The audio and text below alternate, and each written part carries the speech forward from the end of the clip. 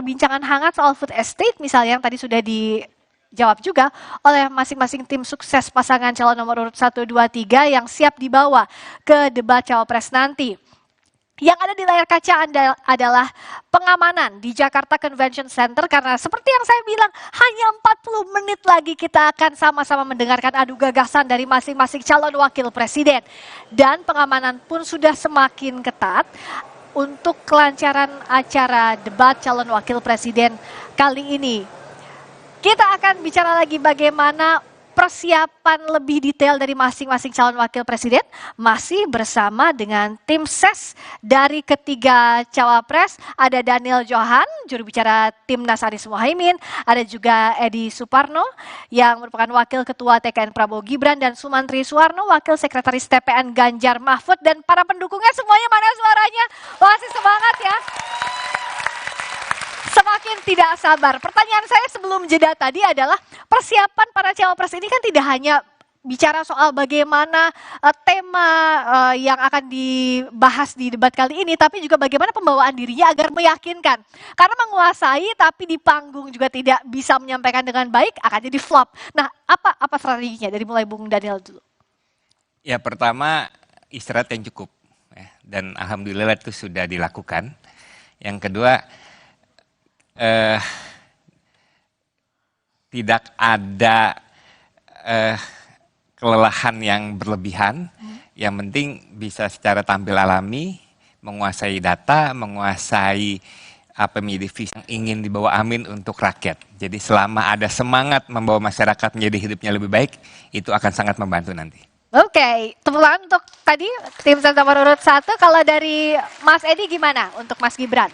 Ya, kita lihat di dalam debat pertama, Mas Gibran alhamdulillah bisa memupus keraguan dari banyak kalangan masyarakat yang menganggap bahwa Mas Gibran itu belum punya pengalaman dan pasti akan keok di dalam debat pertama. Ternyata tidak seperti itu.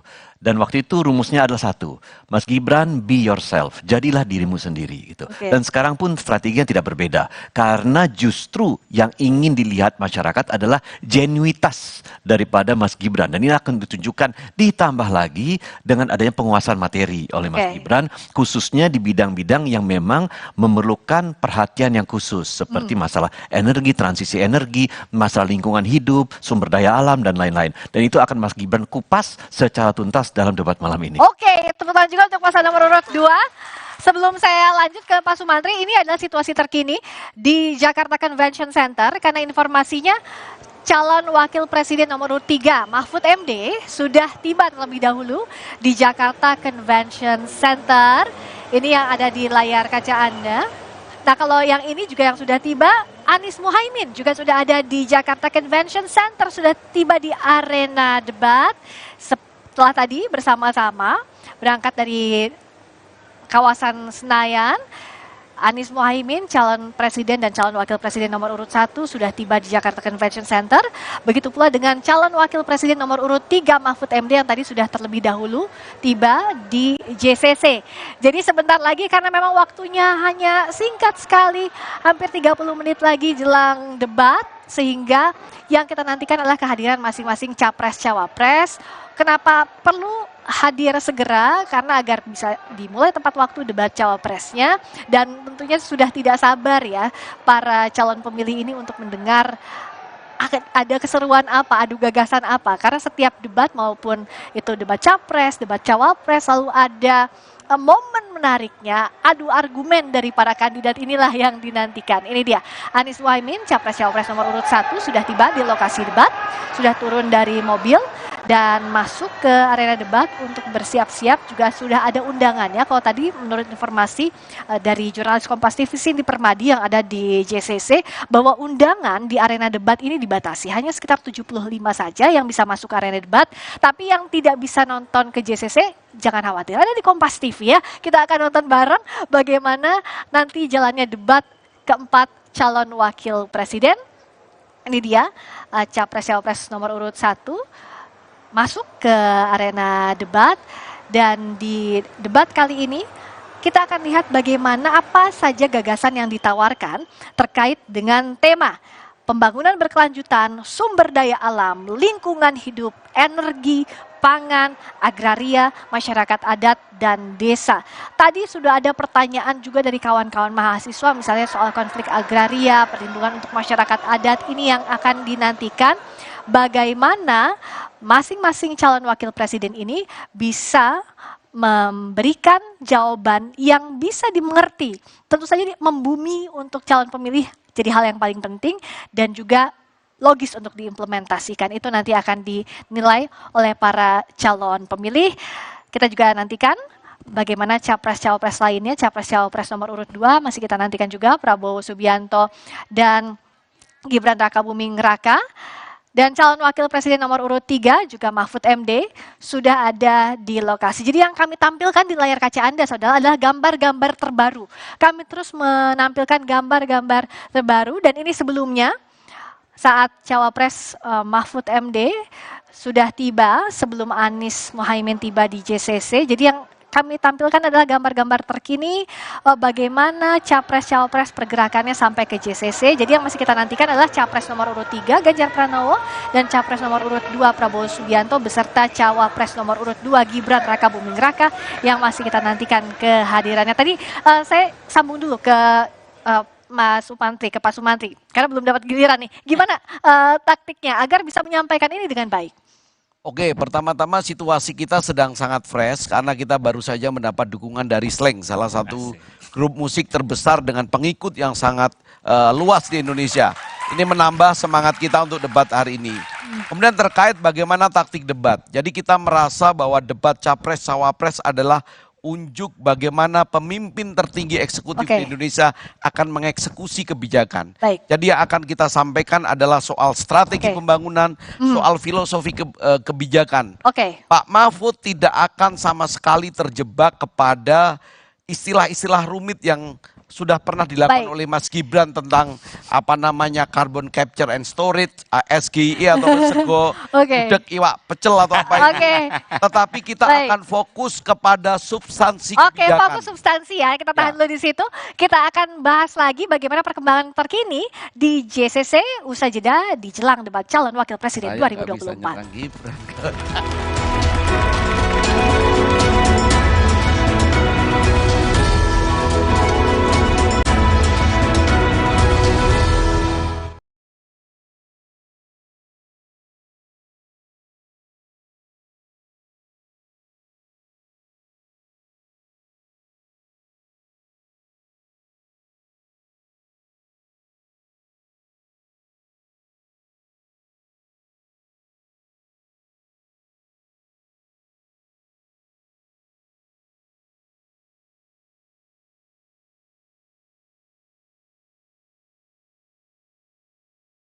Capres-Cawapres Pemilu 2024 bersama saya Friska Clarissa.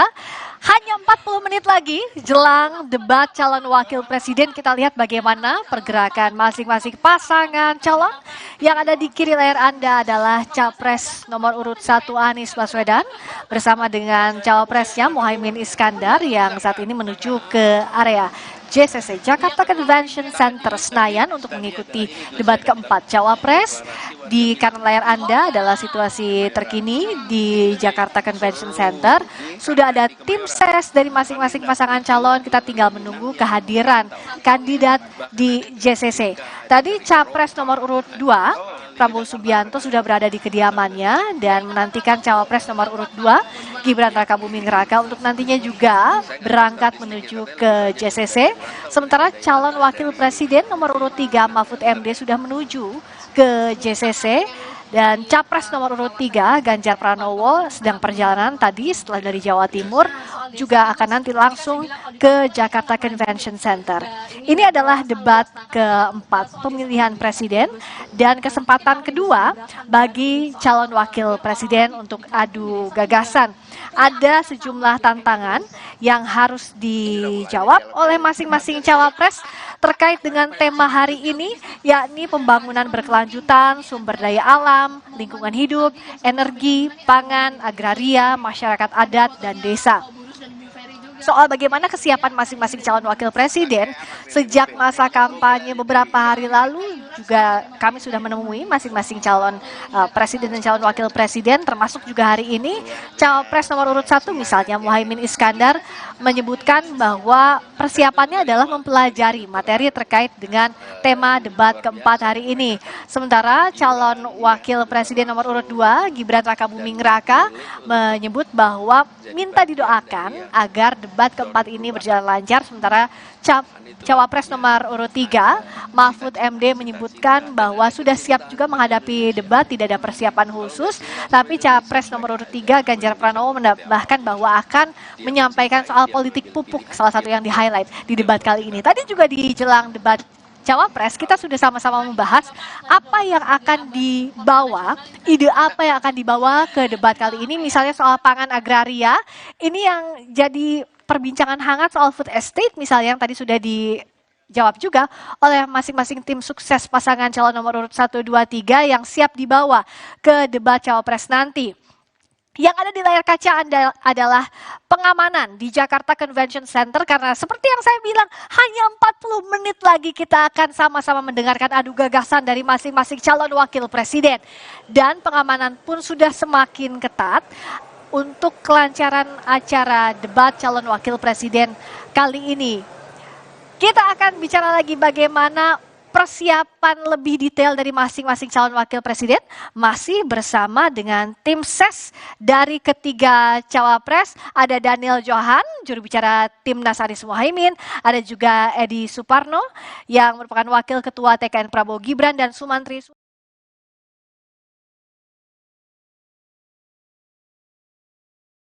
layar Anda adalah Capres nomor urut 1 Anies Baswedan bersama dengan cawapresnya Muhaimin Iskandar yang saat ini menuju ke area JCC Jakarta Convention Center Senayan untuk mengikuti debat keempat cawapres.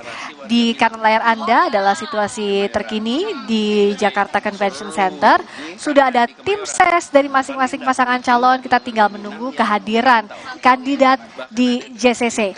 Tadi Capres nomor urut 2 Prabowo Subianto sudah berada di kediamannya dan menantikan cawapres nomor urut 2 Gibran Rakabuming Raka untuk nantinya juga berangkat menuju ke JCC.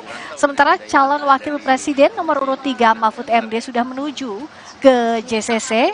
Dan capres nomor urut 3 Ganjar Pranowo sedang perjalanan tadi setelah dari Jawa Timur, juga akan nanti langsung ke Jakarta Convention Center.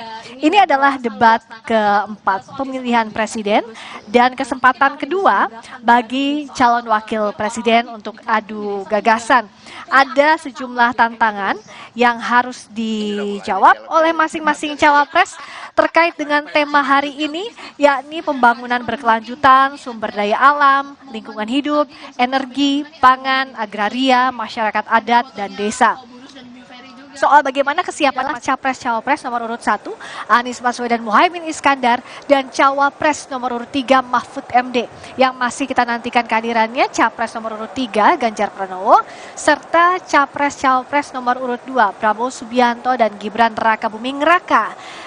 Yang kita saksikan pengamanan juga semakin ketat karena memang dibatasi di JCC yang bisa masuk ke area dalam debat hanya kurang lebih 75 undangan, sisanya menunggu di luar arena utama debat. Dan saat ini juga kita lihat masih menunggu kedatangan capres-cawapres lainnya untuk mengikuti debat keempat ini. Nah, lalu bagaimana yang disiapkan oleh masing-masing cawapres? Kita akan tekankan lagi, masih bersama kita. Sekaligus juga ini jadi penutup diskusi untuk Mas Daniel, Mas Edi, juga Pak Sumantri. Jadi apa yang harus publik tunggu dari performa masing-masing cawapres? Dari mulai Bung Daniel dulu. Ya, pertama adalah kita akan memastikan perubahan itu membawa kebaikan dan kehidupan masyarakat akan menjadi lebih baik. Hati Pak Anies dan Pak Muhaimin ada untuk segenap petani dan nelayan dan masyarakat adat. Pak Anies dan Pak Muhaimin akan memastikan subsidi pupuk, subsidi solar untuk nelayan akan meningkat. Yang sekarang ini anggaran untuk petani dan nelayan kurang dari 0,5% APBN, kita berharap dan akan berjuang setidaknya nanti menjadi 3% dari APBN. Ya. Kita akan memberikan jaminan kita akan memberikan bantuan pupuk 2 juta per hektar per masa panen kepada petani. Ya. Terakhir, Boleh dengarkan dulu ya, silakan. persoalan lingkungan yang kita bahas pada malam ini sangat penting. Karena Oke. masa depan bumi, masa depan manusia itu tergantung dari saat ini kita mengelola penghidupan. Baik. Sehingga untuk menyelamatkan bumi, untuk menyelamatkan Indonesia, mari kita selamatkan kemanusiaan dengan membangun dengan cara yang benar. Baik. Dan itu semua bisa dilakukan kalau para pemimpin dan kita semua tidak menjadi orang yang serakah. Baik, terima kasih Bung Daniel. Berikutnya, baik terima kasih kawan-kawan semua. Bung Edi, Mas Edi silahkan ringkas saja untuk penutup ini. Ya, salah satu dari prinsip Pak Prabowo dan Mas Gibran adalah untuk melanjutkan dan menyempurnakan apa yang sudah dilakukan oleh pemerintahan saat ini. Karena kita melihat bahwa pemerintahan saat ini sesungguhnya memiliki kinerja yang sangat baik. Dari segi ekonomi, dari segi penanganan COVID, dari segi pemberian bantuan sosial dan lain-lain, itu sangat baik. Yang kita ajukan di dalam debat ini adalah program-program yang sifatnya realistis, tidak hanya populis. Tidak hanya akan memberikan ini, menjanjikan ini dan lain-lain. Tetapi bisa dilaksanakan. Jangan sampai nanti pemimpin yang akan datang ketika insya Allah Pak Prabowo diberikan mandat untuk memimpin negeri ini. Nanti ketika beliau kemudian memimpin, Oke, Mas Edi. program ini harus direvisi. Oke. Tapi ini kita tidak akan lakukan. Oke. Karena ini realistik. Oke, ya. ini nanti dilanjutkan lagi. Sebentar kita lihat dulu Pak Prabowo dengan Mas Gibran baru saja keluar dari Kertanegara. Nanti saya akan berikan juga kesempatan Mas Edi melanjutkan tadi sedikit menutup. Tapi ini Pak Prabowo dan Mas Gibran sudah berangkat dari Kertanegara Jakarta, Capres-Cawapres nomor urut 2 Prabowo Subianto Gibran Raka Buming Raka menuju ke lokasi debat karena memang 20 menit lagi jelang debat ini dimulai. Tidak ada pernyataan yang disampaikan, tapi tadi melambaikan tangan dan sebelumnya juga sudah menekankan siap diiringi oleh iring-iringan tim suksesnya juga menuju ke JCC. Mas Edi juga nanti akan menuju ke JCC ya. Mas Edi setelah dari diskusi ini. Silakan dilanjutkan Mas Edi. Tadi. Ya, jadi saya kira masyarakat sudah cerdas dan bisa mengevaluasi program yang ditawarkan oleh masing-masing kandidat. Jika memang itu sifatnya terlalu populis, mereka juga akan melihat bahwa ini adalah iming-iming. Dan akan nanti pasti akan mendapatkan kritikan yang sangat tajam. Oleh karena itu kita tetap berpegang pada program-program yang sifatnya realistis, to the point, dan yang bisa kita capai, yaitu achievable. Dan ini merupakan program di bidang energi, di bidang sumber daya alam, di bidang lingkungan hidup yang sangat penting saat ini, termasuk juga di bidang-bidang lain, termasuk desa. Kita sekarang melihat bahwa pembangunan itu sekarang tidak dimulai dari desa, harus dikembalikan lagi ke desa. Itu karena banyak terjadi urbanisasi, sehingga memang kita kembalikan, kita kuatkan pembangunan mulai dari desa. Oke, terima kasih Mas Edi. Nah berikutnya ini Capres nomor urut 3, Ganjar Pranowo. Momennya pas sekali ya sebelum Pak Sumantri. Kita lihat Ganjar Pranowo beserta istri Bu Atiko sudah masuk ke area JCC. Nah apa yang patut ditunggu?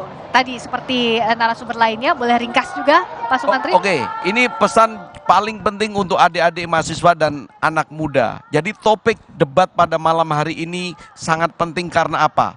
Dalam setiap pertumbuhan ekonomi penambahan penduduk, kita selalu butuh pasokan pangan, kita selalu butuh pasokan energi. Kebutuhan pangan dan kebutuhan energi akan dipenuhi melalui proses-proses yang masif yang kadangkala bertentangan dengan penyelamatan lingkungan. Oleh karena itu pasangan Ganjar Mahfud secara jelas berjanji untuk menjaga lingkungan yang lestari, karena itu bukan saja bagian dari tanggung jawab etik kepemimpinan nasional, tetapi itu adalah bagian dari tanggung jawab kepada anak cucu kita di masa depan. Kita tidak boleh menghabiskan seluruh sumber daya.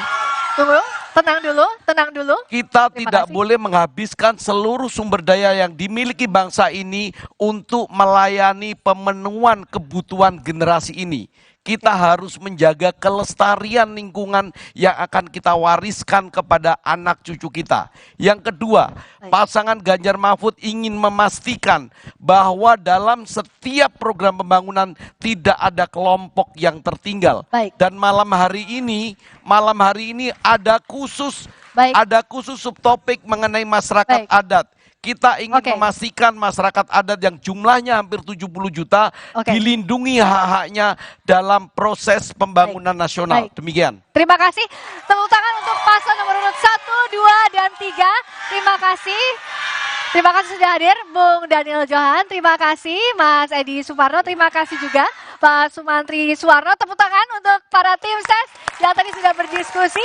Dan kita juga masih menantikan bagaimana perkembangan terkini di Jakarta Convention Center 15 menit jelang debat. Tetap bersama kami di Kompas TV. Wah, masih. Thank you, Mas.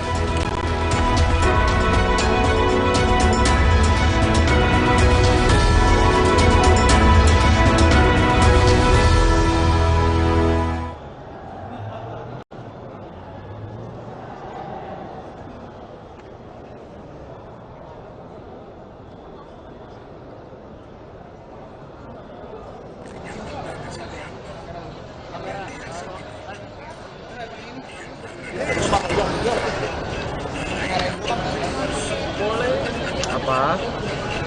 Tadi ulang.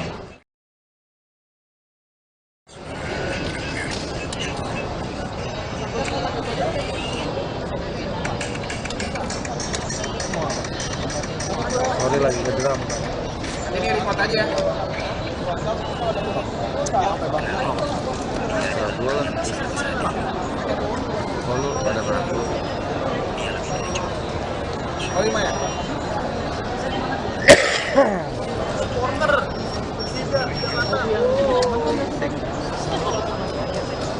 Aduh.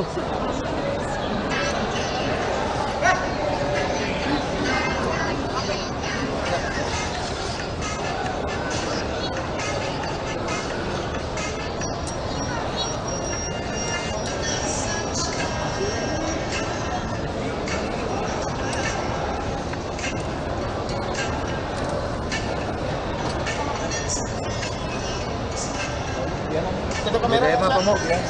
JDM yang manis.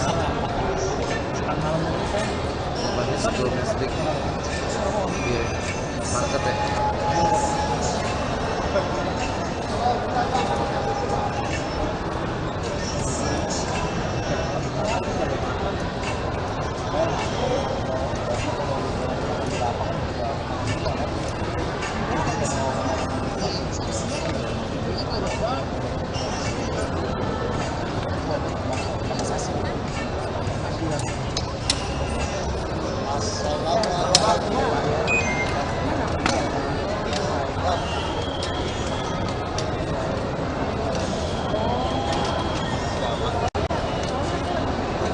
Berapa?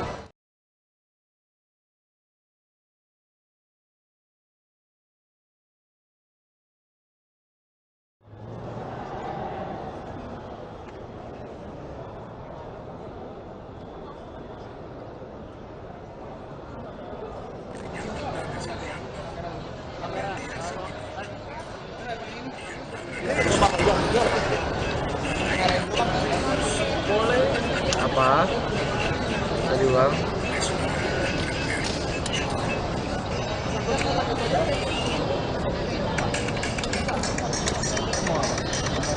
Sorry lagi ke drum. Ini remote aja. Ragu lah. Oh lu pada ragu. Oh 5 ya?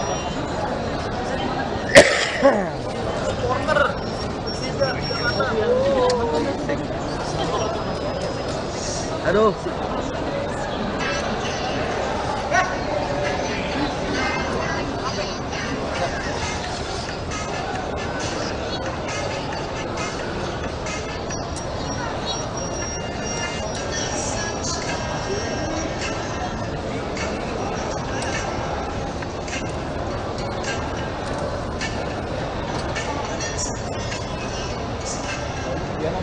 JDM apa mau?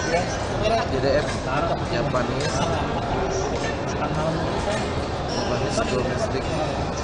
Iya, market ya.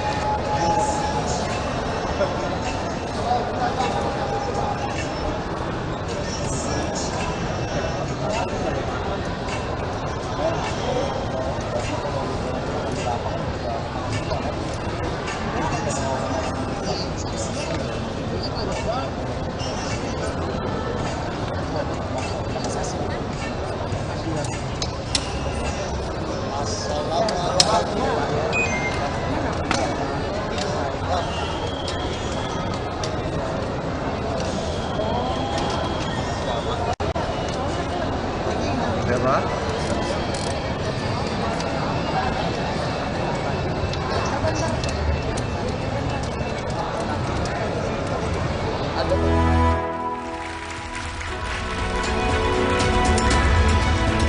Sepuluh menit lagi jelang debat, masih di jelang debat Cawapres 2024.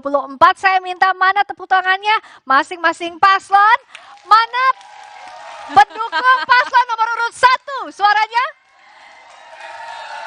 Pendukung paslon nomor urut 2. Dan pendukung paslon nomor urut 3, mana suaranya?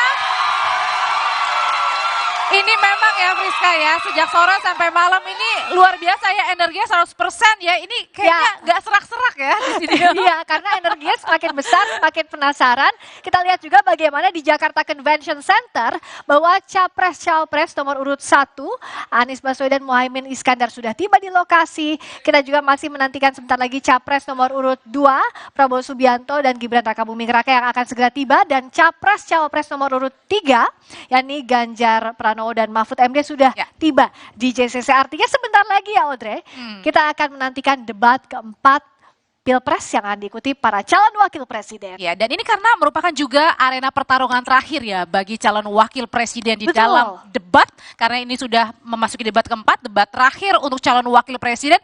Jadi saya yakin, semuanya juga yakin di sini semuanya 1, 2 dan juga 3 masing-masing cawapres akan memberikan energi yang paling maksimalnya, memberikan semangat yang maksimalnya, dan juga kita tunggu katanya kan ada elemen of surprise apa dari masing-masing calon wakil presiden nih Friska. Betul, kejutan apa yang dinantikan? Kita lihat juga bagaimana di Jakarta Convention Center saat ini calon presiden nomor urut 2 dan calon wakil presiden nomor urut 2 Prabowo Subianto dan Gibran Rakabuming Raka sudah tiba di lokasi debat dan akan segera turun bergabung juga dengan Capres-Cawapres nomor urut 1 dan 3. Artinya sebentar lagi debat keempat calon wakil presiden akan dimulai dengan tema pembangunan berkelanjutan, lingkungan hidup, sumber daya alam, energi, pangan, agraria, masyarakat adat dan desa. Ini dia gambar langsungnya dari JCC. Prabowo Gibran sudah tiba di lokasi debat. Berarti itu artinya dengan Capres dan Cawapres nomor urut 2 Prabowo Subianto dan Gibran Rakabuming Raka yang juga sudah tiba di JCC Senayan Jakarta, sudah lengkap semua dah. Pasangan calon nomor urut 1 Anies Baswedan, Muhaimin Iskandar, pasangan calon nomor urut 2 Prabowo Subianto, Gibran Rakabuming Raka, dan pasangan calon nomor urut 3 Ganjar Pranowo, Mahfud MD sudah tiba untuk siap dalam debat calon wakil presiden dengan mengusung tema pembangunan berkelanjutan, lingkungan hidup, sumber daya alam, energi, pangan, agraria, masyarakat adat, dan juga desa. Hanya menghitung menit saja, jelang pukul 19 waktu Indonesia Barat, kita akan sama-sama lihat bagaimana adu gagasannya. Tadi sebelumnya di jelang debat ini sudah ada juga adu gagasan dari masing-masing tim ses yang masing-masing percaya diri, bilangnya percaya diri dan akan memberikan kejutan terkait Sudah dengan menguasai tema debat juga ya termasuk. Betul, ya. sudah menguasai tema debat dan bagaimana pula nanti pembawaannya bisa meyakinkan para calon pemilih. Karena kalau kita lihat di debat pertama calon wakil presiden itu sangat dinantikan. Bagaimana adu argumen antara Muhaimin Iskandar, Gibran Rakabuming Raka dan Mahfud MD. Ya. Bagaimana dengan debat keempat ini? Karena bicara soal setiap tema debat itu spesifik, membahas masalah atau tantangan yang dihadapi oleh Indonesia. Misalnya saja untuk pembangunan berkelanjutan, lingkungan hidup, sumber daya alam, energi, pangan, agraria.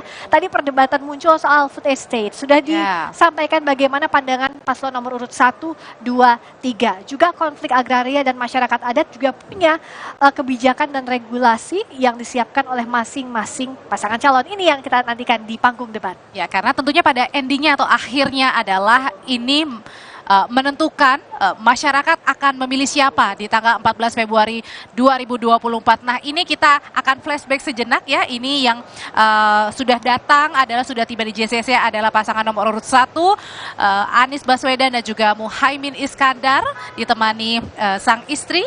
Begitu ya, sudah tiba dengan memakai kostumnya sama ya dari debat 1, 2, 3, 4. memakai kostum jas begitu ya untuk pasangan nomor urut 1. Oke, dan juga sudah hadir di JCC Senayan Jakarta, baru saja tadi calon presiden nomor urut 2 dan calon wakil presiden nomor urut 2, Prabowo Subianto Gibran Rakabuming Raka juga sudah siap untuk mengikuti debat keempat ini. Begitu pula dengan Capres nomor urut 3, Ganjar Pranowo, dan Cawapres nomor urut 3, Mahfud MD juga sudah tiba di arena debat calon wakil presiden. Artinya memang hanya hitungan menit, debat akan dimulai. Saat ini persiapan teknis untuk para calon wakil presiden berdebat sudah dilakukan di JCC Senayan Jakarta. Kita akan lihat bagaimana adu argumen dari masing-masing pasangan calon. Misalnya saja soal isu pangan. Tadi tantangan yang dihadapi yang juga harus dipecahkan oleh masing-masingnya adalah bagaimana produksi beras dalam negeri yang cenderung stagnan. Tadi di jelang debat para calon tim ses dari paslon nomor urut 1, 2, 3 sudah bilang bahwa punya visi misi itu dan akan menyampaikannya di panggung debat. Ini visual yang Anda saksikan adalah Ganjar Pranowo ya, Audrey ya, Capres nomor urut 3. Iya, memang dari Capres dan juga Cawapres nomor urut 3 Ganjar dan juga Mahfud biasanya dalam 1, 2, dan 3 jalannya debat memang bersamaan, tapi kali ini memang berbeda ya, maksudnya tiba di JCC Senayannya ini berbeda karena memang sebelumnya Ganjar Pranowo juga menghadiri beberapa kegiatan, salah satunya di Sidoarjo, Jawa Timur, sebelumnya juga ada di Bandung, dan untuk Mahfud MD sendiri memang konsentrasinya hanya di Jakarta, mempersiapkan stamina, mempersiapkan debat malam hari ini. Sementara untuk calon presiden nomor urut 2, Prabowo Subianto dan calon wakil presidennya Gibran Rakabuming Raka tadi berangkat langsung dari Kertanegara yang kemudian bersama-sama ke JCC. Yang Anda saksikan di layar saat ini adalah Cawapres nomor urut 3 Mahfud MD saat tiba di Jakarta Convention Center untuk mengikuti debat calon wakil presiden, karena ini adalah momennya para calon wakil presiden, para calon RI 2 untuk menyampaikan gagasannya terkait dengan tema yang spesifik dan juga sudah pernah disinggung oleh masing-masing paslon di masa kampanye. Kita lihat apakah dalam waktu yang diberikan bisa menyampaikan ini dengan baik di depan halayak, karena performa debat ini juga yang bisa menarik simpati para calon pemilih untuk menentukan pilihannya. Dan yang ini adalah pasangan calon nomor urut 2 yang paling terakhir ya, yang tiba di JCC Senayan, ada Prabowo Subianto dan juga Gibran Rakabuming Raka. Tentu malam hari ini penonton, pemirsa Kompas TV dan seluruh masyarakat Indonesia menunggu, karena bisa saja berpotensi dengan setelah debat nanti bisa mengubah mungkin ya pilihan dari masing-masing masyarakat setelah debat nanti, karena pun mereka juga pasti masyarakat akan menilai ya Friska ya bagaimana performanya, meyakinkan caranya ke masyarakat terkait dengan ide dan juga gagasan. Apalagi masih banyak undecided voters yang masih harus diraih suaranya, dan kita sama-sama nantikan bagaimana debat calon wakil presiden 2024. Saya Friska Clarissa. Dan saya Audrey Chandra. Terima kasih, selamat menyaksikan debat calon wakil presiden 2024.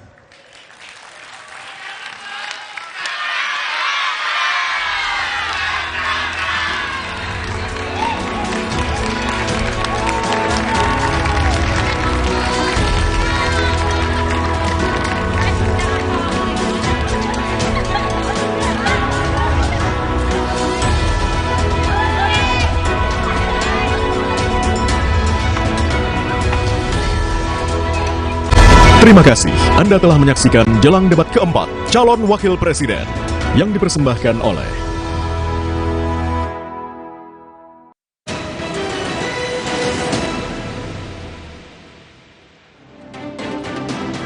disiarkan langsung dari Jakarta Convention Center, Jakarta. Komisi Pemilihan Umum Republik Indonesia bekerja sama dengan SCTV, Indosiar, Petro TV, dan Moji mempersembahkan debat keempat calon wakil presiden pemilu tahun 2024.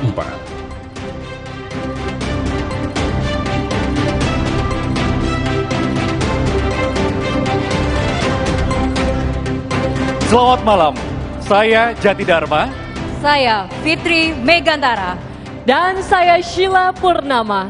Selamat datang di debat keempat calon wakil presiden pemilu tahun 2024. Tidak terasa kurang dari 1 bulan lagi, kita akan bersama-sama merayakan Pesta Demokrasi Pemilu tahun 2024. Dan di debat keempat pada malam hari ini, ketiga calon wakil Presiden Republik Indonesia akan beradu ide dan juga gagasan dalam tema pembangunan berkelanjutan dan lingkungan hidup, sumber daya alam dan energi, agraria, masyarakat adat, dan desa. Kami sangat bangga menjadi bagian dari rangkaian pemilu tahun 2024 karena lewat agenda debat malam ini kita akan sama-sama mendengarkan visi misi dari ketiga calon wakil presiden sesuai dengan tema yang diangkat dengan harapan dapat membantu seluruh rakyat Indonesia untuk menentukan calon pemimpin bangsa 5 tahun ke depan.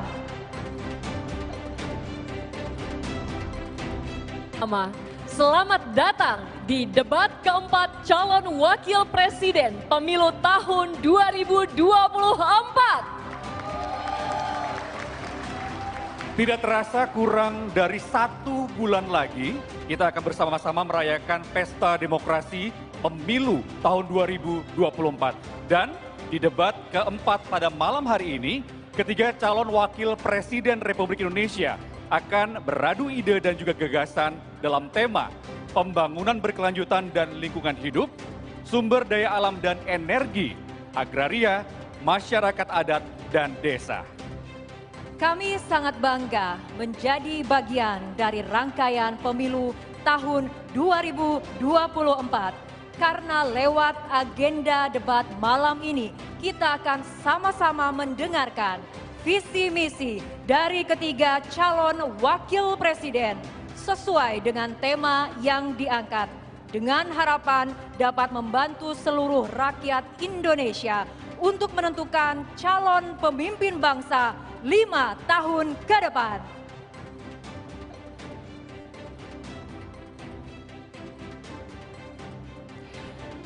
Sebelumnya kami ingin mengucapkan selamat datang kepada yang terhormat Ketua, Anggota, dan Sekretaris Jenderal Komisi Pemilihan Umum.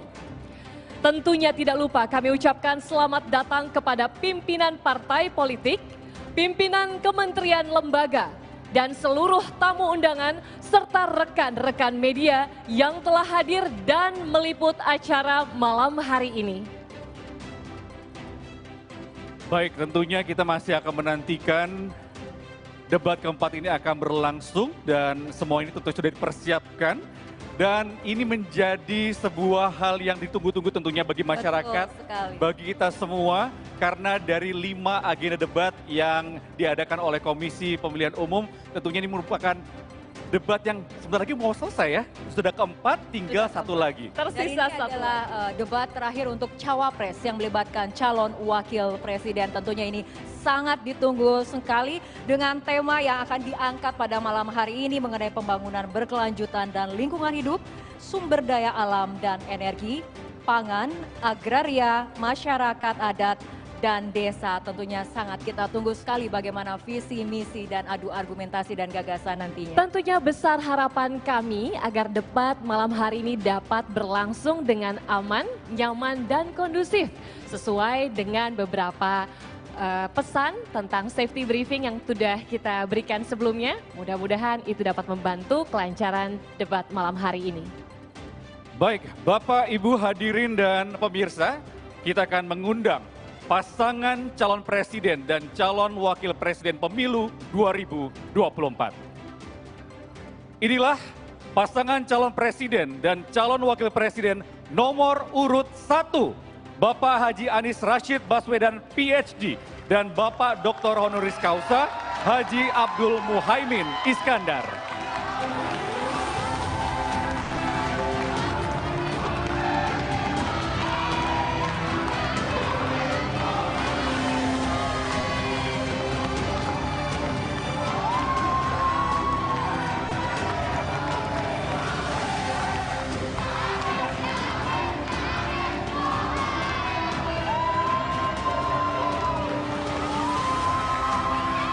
Baik, Bapak-Bapak, kami persilakan untuk duduk ke tempat yang telah kami sediakan.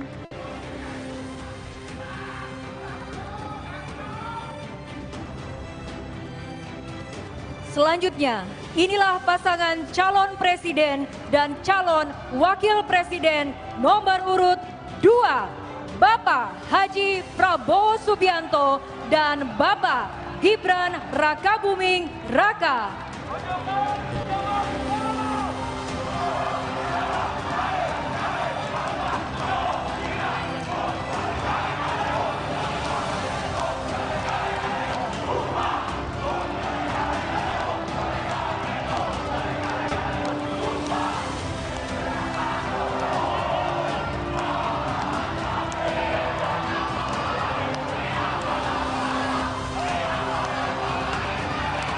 Baik, Bapak-Bapak, silakan menempati tempat duduk yang sudah disediakan.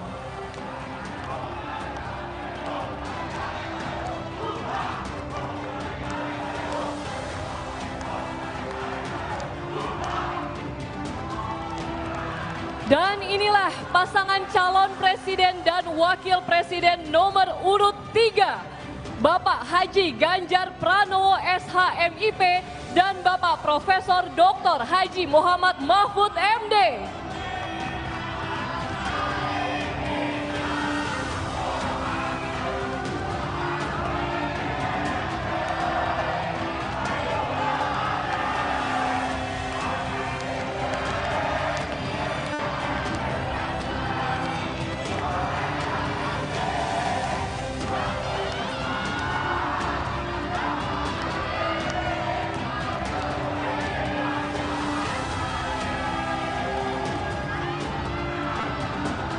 Iya, kami persilahkan Bapak untuk menempati tempat duduk yang sudah disediakan.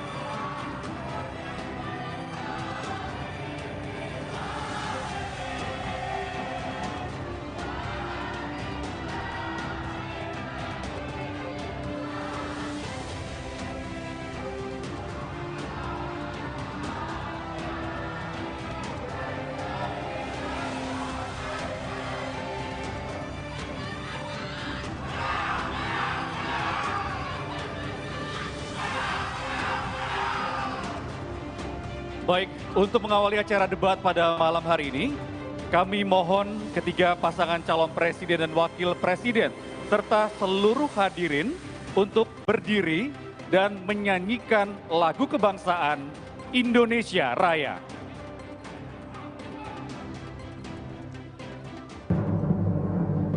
Indonesia, tanah airku, tanah tumpah darahku. Di sanalah aku berdiri, jadi pandu ibuku. Indonesia, kebangsaanku, bangsa dan tanah air. Marilah kita berseru, Indonesia bersatu. Hiduplah tanahku, hiduplah negeriku, bangsaku, rakyatku semuanya. Bangunlah jiwanya, bangunlah badannya untuk Indonesia Raya. Indonesia Raya, merdeka, merdeka, tanahku, negeriku yang ku cinta. Indonesia Raya, merdeka, merdeka, hiduplah Indonesia Raya. Indonesia Raya, merdeka, merdeka, tanahku, negeriku yang ku cinta. Indonesia Raya, merdeka, merdeka, hiduplah Indonesia Raya.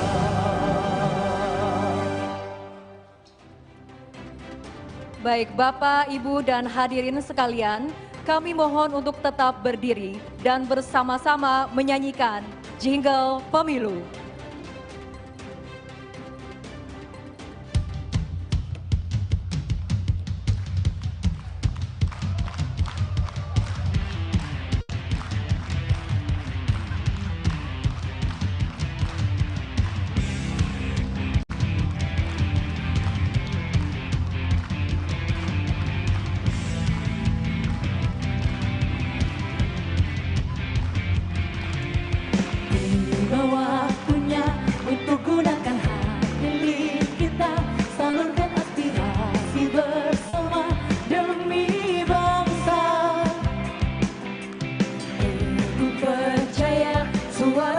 sangat berharga menentukan arah masa depan Indonesia. Langsung umum bebas rahasia, jujur dan adil sebagai sarana integrasi bangsa. Ayo rakyat Indonesia bersatu langkahkan kaki menuju bilik suara Rabu 14 Februari. Ayo rakyat Indonesia beri kontribusi nyata, raih asa bersama, kita memilih untuk Indonesia.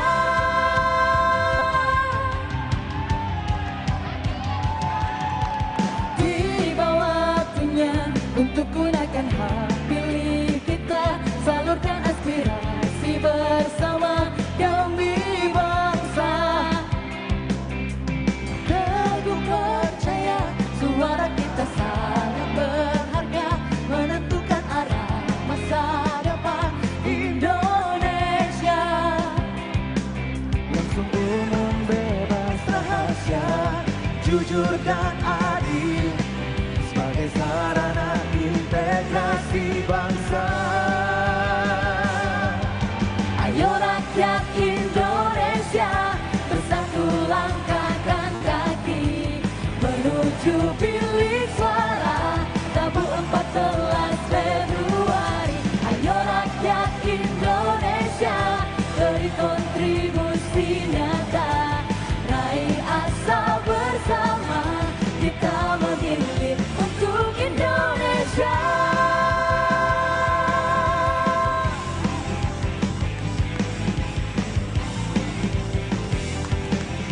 Kita memilih untuk Indonesia.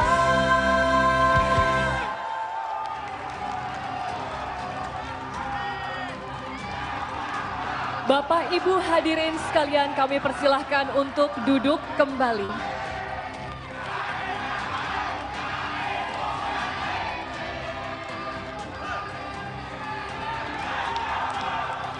Untuk membuka rangkaian debat keempat calon wakil presiden pemilu tahun 2024,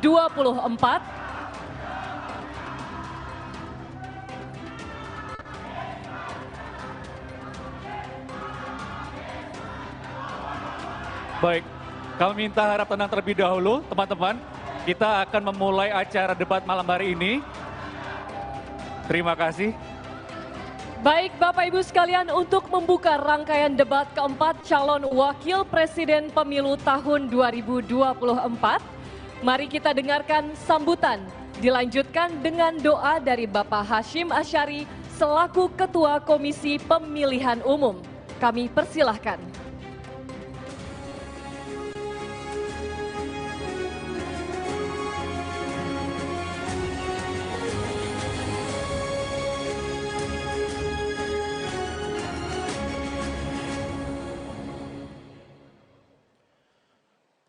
Assalamualaikum warahmatullahi wabarakatuh. Selamat malam dan salam sejahtera untuk kita sekalian. Yang saya hormati para pimpinan partai politik peserta pemilu tahun 2024. Yang kami hormati pasangan calon presiden nomor urut 1, Bapak Haji Anies Rashid Baswedan dan Bapak Haji Abdul Muhaimin Iskandar. Yang kami hormati pasangan calon presiden wakil presiden nomor urut 2, Bapak Haji Prabowo Subianto dan Bapak Gibran Rakabuming Raka. Yang kami hormati pasangan calon presiden nomor urut 3, Bapak Haji Ganjar Pranowo dan Bapak Haji Muhammad Mahfud MD.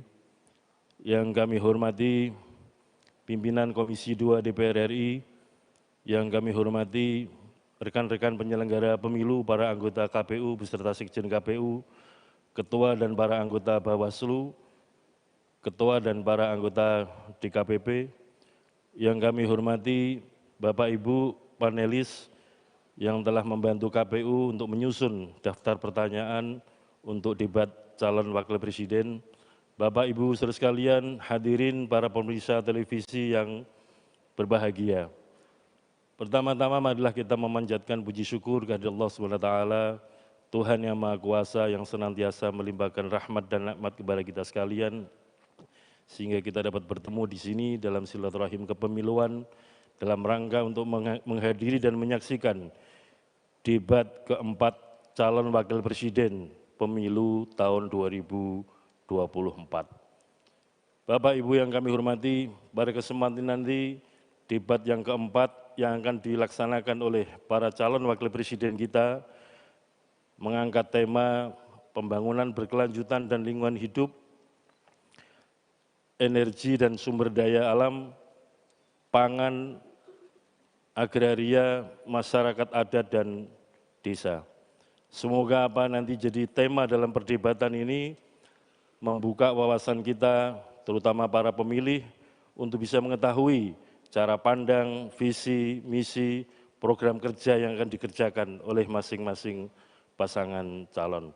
Dengan iringan doa, semoga kita senantiasa diberikan kesehatan, diberikan kekuatan, diberikan kesabaran, dan juga diberikan keselamatan dalam menjalankan pemilu.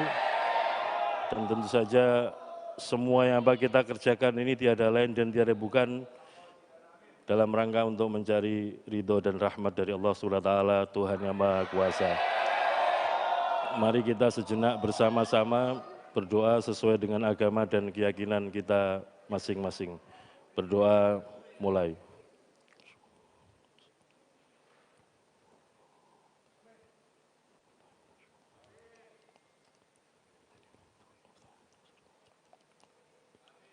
Berdoa selesai. Kami ucapkan terima kasih kepada semua pihak, televisi penyelenggara, siaran debat pada kali ini, dan juga para moderator yang akan memandu debat calon wakil presiden pada debat keempat kali ini. Mohon maaf sekiranya ada hal-hal yang kurang dan kurang berkenan dari kami KPU. Terima kasih. Assalamualaikum warahmatullahi wabarakatuh.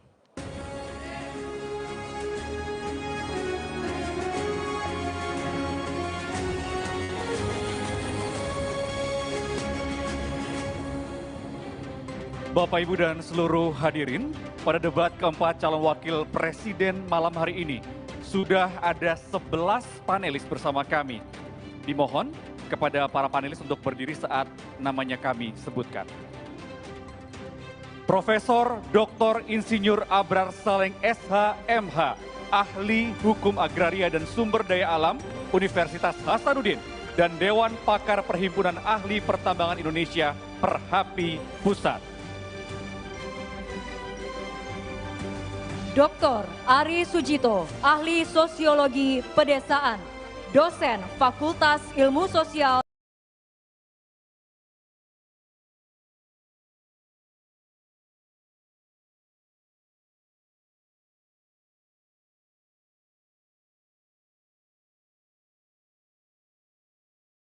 Institut Pertanian Bogor.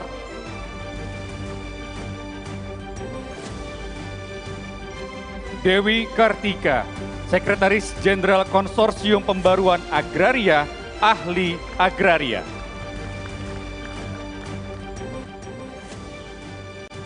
Fabi Tumiwa, Ahli Transisi Energi, Direktur Eksekutif Institute for Essential Services Reform. Profesor Dr. Insinyur Haryadi Kartodiharjo MS, Ahli Sumber Daya Alam dan Lingkungan Hidup, Guru Besar Fakultas Kehutanan dan Lingkungan Institut Pertanian Bogor. Profesor Dr. Insinyur Ridwan Yahya MSc, Ahli Kehutanan dan Lingkungan Hidup, Guru Besar Teknologi Hasil Hutan, Fakultas Pertanian, Universitas Bengkulu.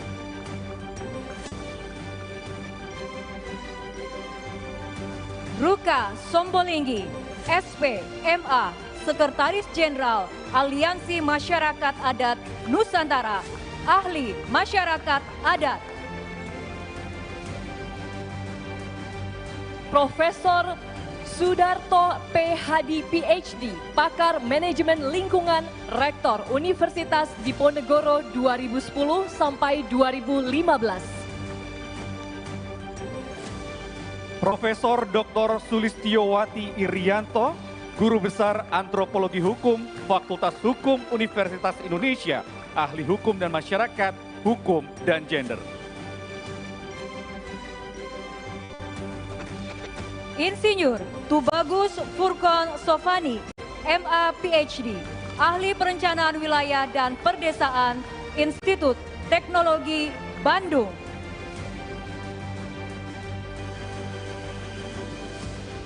Selanjutnya penyerahan secara simbolis pertanyaan hasil rumusan para panelis oleh koordinator panelis kepada Ketua Komisi Pemilihan Umum.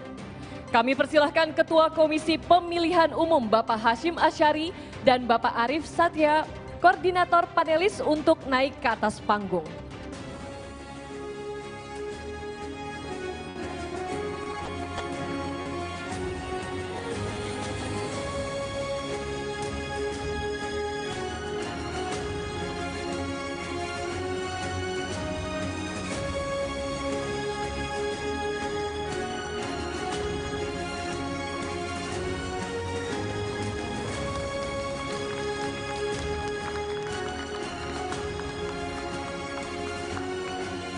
Baik, kami persilakan kepada Bapak Hashim Asyari dan Bapak Arif Satria untuk kembali ke tempat.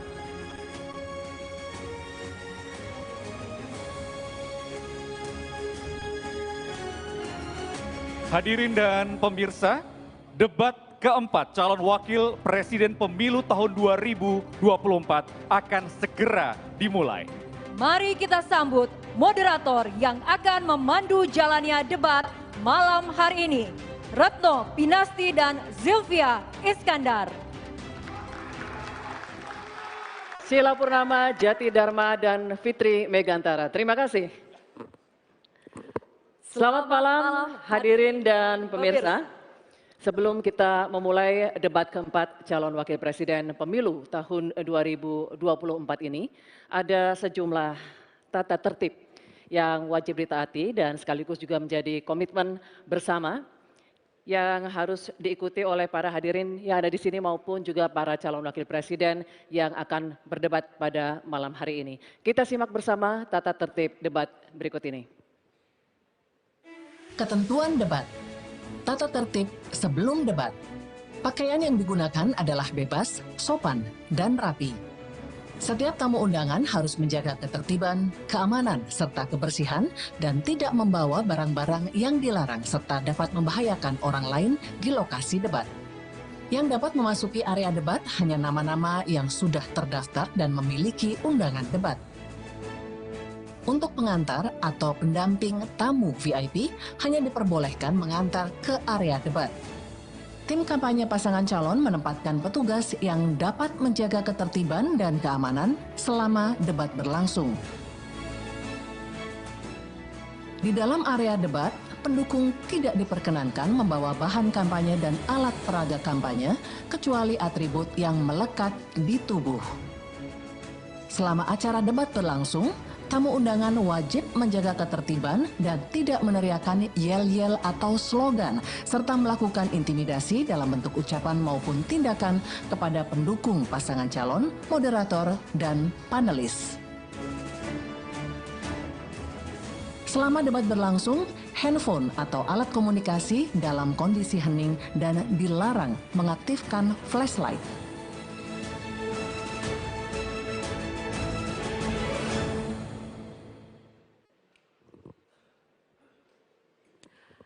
Selanjutnya, kami perkenalkan ketiga calon wakil presiden pemilu tahun 2024. Calon wakil presiden nomor urut 1, Bapak Dr. Honoris Causa Haji Abdul Muhaimin Iskandar.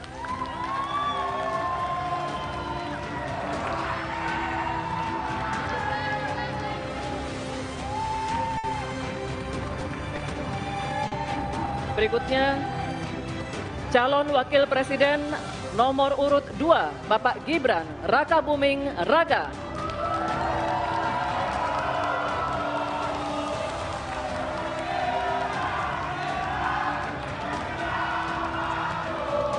calon wakil presiden nomor urut 3, Bapak Profesor Dr. Haji Muhammad Mahfud MD.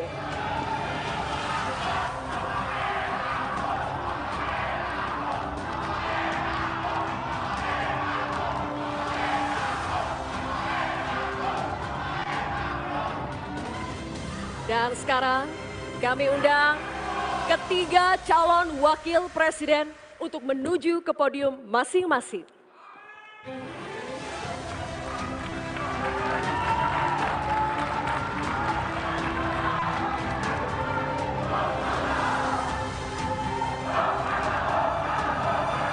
Oke, cukup. Cukup, kita lanjutkan ya. Langsung saja kita akan mulai debat keempat calon wakil presiden pemilu tahun 2024. Pada sesi pertama ini kita akan mendengarkan visi, misi, dan juga program kerja dari masing-masing calon wakil presiden. Kesempatan pertama akan diberikan kepada calon wakil presiden nomor urut 1.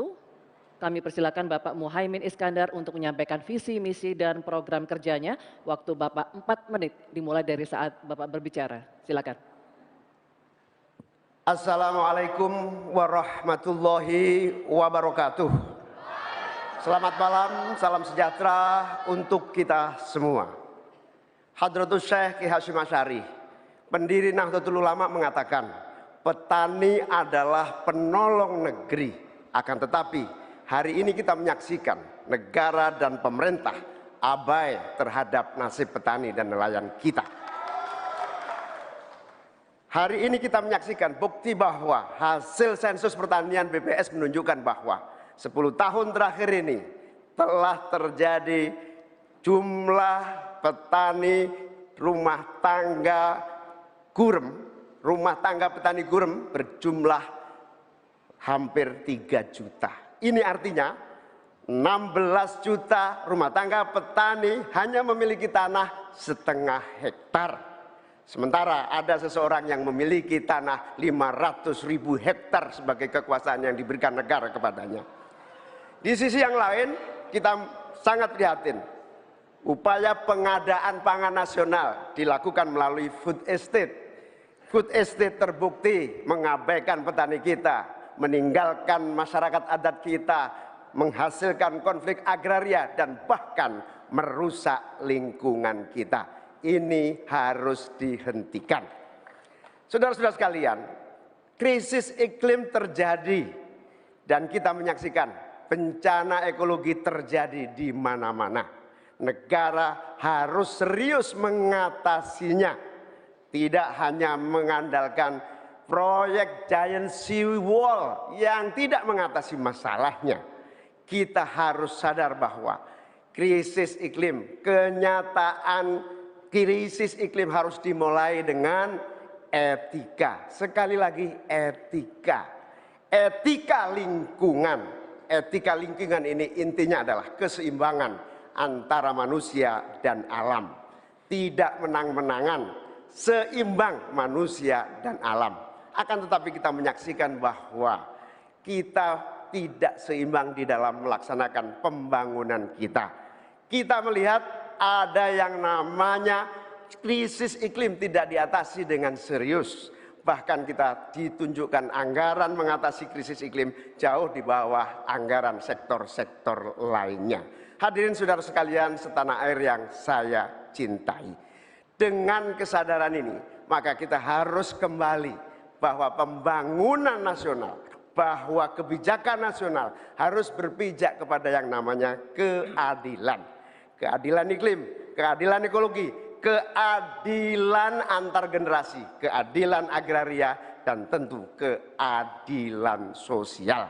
Saudara-saudara sekalian, rakyat harus dilibatkan, rakyat tidak boleh ditinggal karena pemilik negeri ini rakyat, pemerintah hanyalah pelaksana dari pemilik negeri ini. Oleh karena itu, desa harus menjadi titik tumpu pembangunan. Petani, nelayan, peternak, masyarakat adat harus menjadi bagian utama dari program pengadaan pangan nasional. Reforma agraria harus menjadi kepastian distribusi lahan bagi para petani kita. Energi baru dan terbarukan harus digenjot, bukan malah dikurangi targetnya, diturunkan targetnya. Karena itu kita harus lakukan perubahan. Kita tidak boleh diam. Perubahan menghadapi masa depan kita dan generasi yang akan datang. Para petani dan seluruh warga bangsa yang terlibat, negara menunggu langkah kita bersemua. Kita semua harus menghadirkan perubahan untuk Indonesia yang lebih baik. Baik.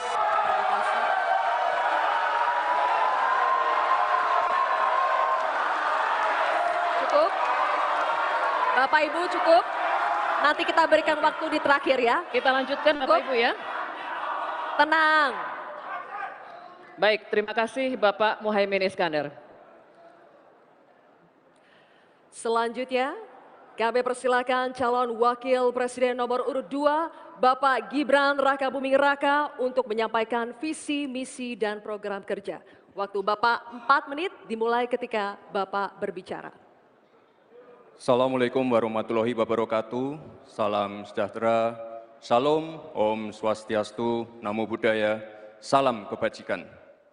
Indonesia ini negara besar. Kita harus bersyukur Indonesia memiliki sumber daya alam yang sangat kaya. Di antaranya kita punya cadangan nikel terbesar di dunia, timah terbesar nomor 2. Oleh karena itu, program hilirisasi harus dilanjutkan dan diperluas cakupannya. Tidak hanya hilirisasi tambang saja, tapi juga hilirisasi pertanian, sektor maritim, dan juga hilirisasi digital. Intinya, kita tidak boleh lagi mengirim barang mentah. Untuk mengurangi ketergantungan pada energi fosil, kita akan dorong transisi menuju energi hijau, seperti bioaftur, biodiesel, dan juga bioetanol. Yang sudah dilakukan meliputi B35 dan B40. Potensi energi baru terbarukan kita juga luar biasa sekali. Bisa mencakup 3.686 gigawatt yang meliputi energi surya, angin, air, bioenergi, dan juga panas bumi. Oleh karena itu, kerjasama Pentahelix wajib untuk didorong. Bapak Ibu yang saya hormati, teman-teman sesama anak muda, jika agenda hilirisasi, pemerataan pembangunan, transisi menuju energi hijau, ekonomi kreatif, UMKM bisa kita kawal, insya Allah akan terbuka 19 juta lapangan pekerjaan untuk generasi muda dan kaum perempuan. 5 juta diantaranya adalah green jobs. Green jobs ini adalah peluang kerja di bidang kelestarian lingkungan. Green jobs ini adalah tren peluang kerja masa kini dan masa depan. Untuk mendorong kesejahteraan petani, akan kita dorong terus ketersediaan pupuk dan bibit yang mudah dan murah. Untuk menjaga stabilitas harga pangan, akan kita optimalkan peran dari TPID, ID Food, Bulog, dan Badan Pangan. Untuk meningkatkan produktivitas para petani, akan kita dorong terus mekanisasi. Generasi muda akan kita dorong melalui smart farming. Agenda reforma agraria akan kita lanjutkan juga terkait kepemilikan tanah dan juga pemanfaatan tanah yang lebih berkeadilan. Program PTSL, redistribusi tanah, dan One Map Policy akan dilanjutkan. Anggaran dana desa sudah terbukti menurunkan angka desa tertinggal dan meningkatkan angka desa berkembang dan mandiri. Oleh karena itu, anggaran dana desa akan ditingkatkan sesuai dengan kekuatan fiskal di dalam negeri. RUU Masyarakat Hukum Adat akan didorong agar lebih berkeadilan. Karena sesuai dengan prinsip Sustainable Development Goals, yaitu Leave No One Behind. Narasi besarnya di sini adalah keberlanjutan dan penyempurnaan. Terima kasih. Wassalamualaikum warahmatullahi wabarakatuh. Baik. Masih ada waktu Bapak? Masih ada waktu. Mau dimanfaatkan atau tidak? Baik. Oke. Cukup. Cukup. Tenang. Tenang Bapak. Baik. Ibu. Kita lanjutkan Bapak Ibu. Kita lanjutkan. Cukup. Bisa Terima tenang? kasih. Kita lanjutkan ya. Kita lanjutkan. Baik. Nanti kita akan kasih kesempatan, kita lanjutkan dulu sesinya. Selanjutnya kami akan persilakan calon wakil presiden nomor urut 3, Bapak Mahfud MD untuk menyampaikan visi, misi, dan program kerjanya. Waktu Bapak sama 4 menit dimulai saat Bapak berbicara. Silakan Pak Mahfud. Bismillahirrahmanirrahim. Atas berkat rahmat Allah yang Maha Kuasa. Diskusi atau debat ini sangat penting karena menyangkut 3 hal yang akan menentukan masa depan negara kesatuan Republik Indonesia dan bangsa Indonesia, yaitu Tuhan, manusia, dan alam. Di dalam kearifan lokal, misalnya di Jawa dan Bali ada istilah Trihita Karana. Di Sunda, Jawa Barat ada Tritangtu, 3. Ada Trinitas, Trisakti, dan sebagainya. Di dalam kearifan lokal, bangsa Indonesia di masa lalu sudah biasa melakukan langkah-langkah untuk memberikan perlindungan atas lingkungan hidup agar lestari. Bahkan konstitusi kita juga menyatakan bahwa sumber daya alam itu harus dikelola dan digunakan untuk sebesar-besar kemakmuran rakyat. Saudara, sumber daya alam kita sangat kaya, tapi pangan belum berdaulat. Petani makin sedikit, lahan pertanian makin sedikit, tapi subsidi pupuk makin besar. Pasti ada yang salah. Petaninya sedikit, lahannya sedikit, kok subsidinya setiap tahun naik? Pasti ada yang salah. Laut kita berlimbah, udara kita meracuni paru-paru kita. Investor masuk, industrialisasi terjadi, lingkungan rusak, rakyat menderita. Kemudian sumber daya alam menjadi sumber sengketa di antara rakyat dengan rakyat, antara pemerintah dengan pemerintah. Allah mengingatkan tentang ini dalam Al-Quran, Dhaharul fasadi fil barri wal bahri bima kasabat aydin nas liyudhiqahum ba'dad ladzi amilu. Telah terjadi kerusakan di bumi karena tingkah laku manusia di darat dan di laut. Ini ditunjukkan oleh Allah agar manusia sadar bahwa mereka telah merusak alam di negaranya yang dikuasai seharusnya oleh bangsanya. Saudara, saya katakan ini tidak mudah, tapi hanya 2 kuncinya, komitmen dan keberanian. Pada 16 Juni 2011, sebagai Ketua MK, saya sudah mengatakan apa-apa yang diperlukan untuk ini. Saya membuat vonis tanggal 16 Juni bahwa sumber alam itu untuk memihak rakyat ukurannya ada 4. 1, pemanfaatan. 2, pemerataan. 3, partisipasi masyarakat. Dan kemudian juga penghormatan terhadap hak-hak yang diwariskan secara luhur kita. Kami akan gunakan 4 tolok ukur itu. Tetapi saya tidak melihat pemerintah melakukan langkah-langkah apa sih yang diperlukan ini untuk menjaga kelestarian lingkungan alam kita. Maka kami punya program petani bangga bertani di Laut Jaya, nelayan sejahtera. Jangan misalnya seperti food estate yang gagal dan merusak lingkungan. Yang benar aja, rugi dong kita. Terima kasih. Assalamualaikum warahmatullahi wabarakatuh. Baik, terima kasih Pak Mahfud. Baik, terima kasih kepada ketiga calon wakil presiden kita. Dan hadirin sekalian, ini saatnya kita memberikan apresiasi kepada ketiga calon wakil presiden kita. Silakan berikan apresiasi kepada Bapak Muhaimin Iskandar, Bapak Gibran Rakabuming Raka, dan Bapak Mahfud MD.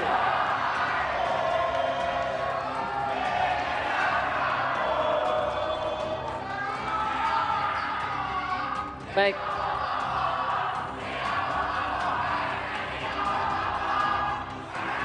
Baik hadirin dan pemirsa, kita akan jeda dulu.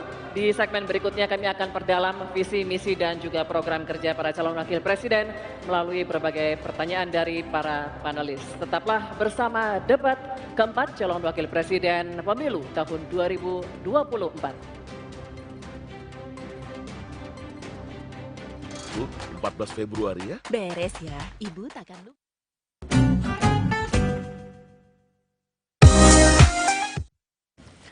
Oke. Wah. Sudah segmen pertama, sudah ada senggol menyenggol. Sudah senyum menyenggol, sudah sedikit panas ya, tapi belum 100% panas ya.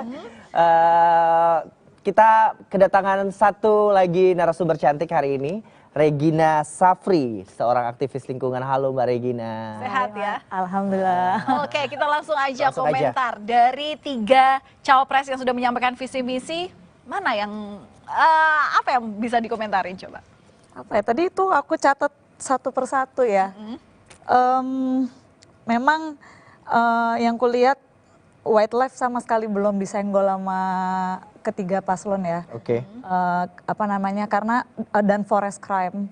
Jadi selain penebangan ilegal, lalu apa namanya perburuan liar, jual beli satwa dilindungin, itu luar biasa loh di lapangan gitu loh. Jadi maksudku, dan itu kerugian negara juga gede banget gara-gara itu gitu kan. Itu dari ketiga ini, itu sama sekali satupun belum ada yang nyenggol itu. Jadi kalau aku perhatikan, yang paslon 1 dan 3 kan lebih ke food estate kan pasti. Betul. Apa namanya, ya memang kita tahu kalau di food estate yang kemarin memang ada kegagalan gitu ya. Terus lalu yang paslon 2 juga sebenarnya mungkin lebih sedikit detail di paslon 2. Ya, karena dia nyebutin masalah dan juga solusi yang ya, dan kelihatan di catatanku lebih banyak gitu loh.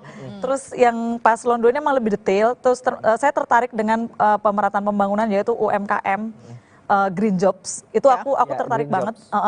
Cuma masalahnya yang kuperhatikan di lapangan sekarang itu job-job green job seperti itu kan udah mulai sebenarnya ya. Jadi kayak misalnya pelatihan bikin apa namanya buah meranti, pohon meranti itu kan ada bijinya tuh. Lalu dia bisa jadi sabun, bisa jadi minyak atau segala macam. Seperti sawit fungsinya, tapi dia pohon hutan gitu. Itu tapi itu salah satu contoh ya. Tapi itu kebanyakan bantuan tuh cuma sampai pelatihan gitu loh. Jadi nggak sampai ke pemasaran. Nah ini PR banget. Nggak sampai pemberian modal dan lain sebagainya. Iya, jadi memang insentifnya nggak ada. Iya betul. Jadi aku tertarik dengan UMKM Green Job ini. Memang udah mulai. Cuma itu PR banget. Jadi rata-rata bantuan cuma nggak sampai hilir. Kebanyakan cuma setengah jalan. Jadi dia misalkan cuma sampai raw material, tapi dia nggak dikasih tahu cara jualannya gimana. Atau ada di pinggir-pinggir laut itu, misalkan kayak ekowisata, apa tuh diving kan ada tabung-tabungnya tuh ya. Mereka diajarin cara ininya, tapi mereka nggak diajarin cara jualannya. Jadi digital marketing juga nggak ada diajarkan, dan intinya seperti itu. Kurang lebih gitu sih Mbak yang bisa aku kasih. Ya menarik. Yan, udah substansial belum menurut lo? Solutif nggak? Solutif nggak?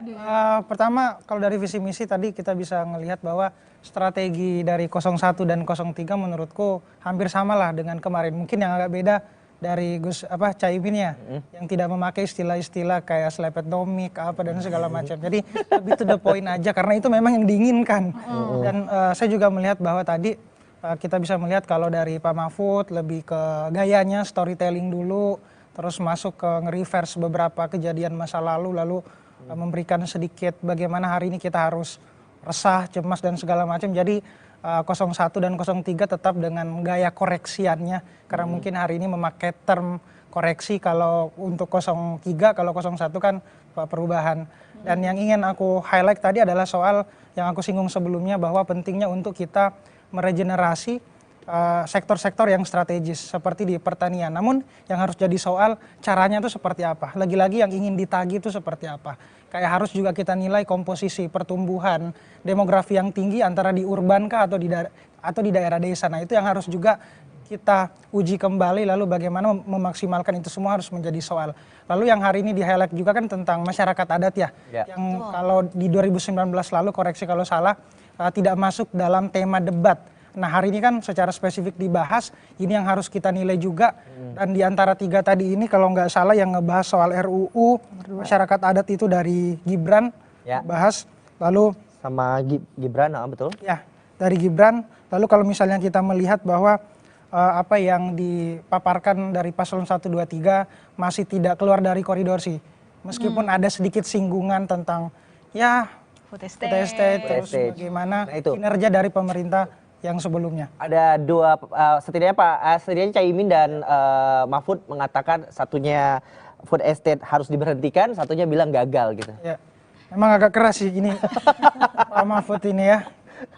Dan kalau aku sih ngelihat memang kalau misalnya kita lihat debat cawapres yang kemarin, ketiga paslon masih tetap di koridornya dalam dimensi debat, menunjukkan retorik yang bagus, substantif, dan penguasaan forum yang ya belum terlalu tendensius lah. Oke, segmen ini nanti yang kedua akan lebih menarik karena kita akan lihat bagaimana dari visi misi itu kemudian diwujudkan secara nyata, solusi apa yang nanti bisa ditawarkan dan bisa real dilaksanakan di lapangan karena mereka akan menjawab pertanyaan dari panelis yang sudah disusun sebelumnya. Jadi jangan kemana-mana, tetap di YouTube Kompas TV untuk lihat debat keempat Cawapres.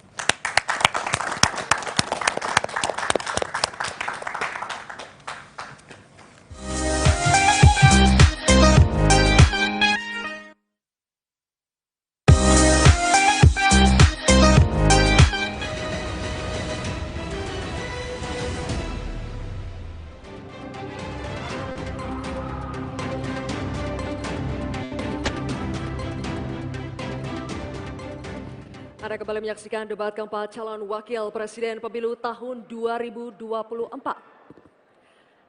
Di segmen kedua ini, calon wakil presiden akan menjawab pertanyaan yang telah disusun oleh tim panelis.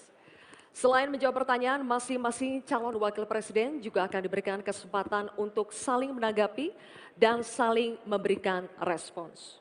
Untuk itu, kami undang kembali ketiga calon wakil presiden untuk menuju ke podium masing-masing.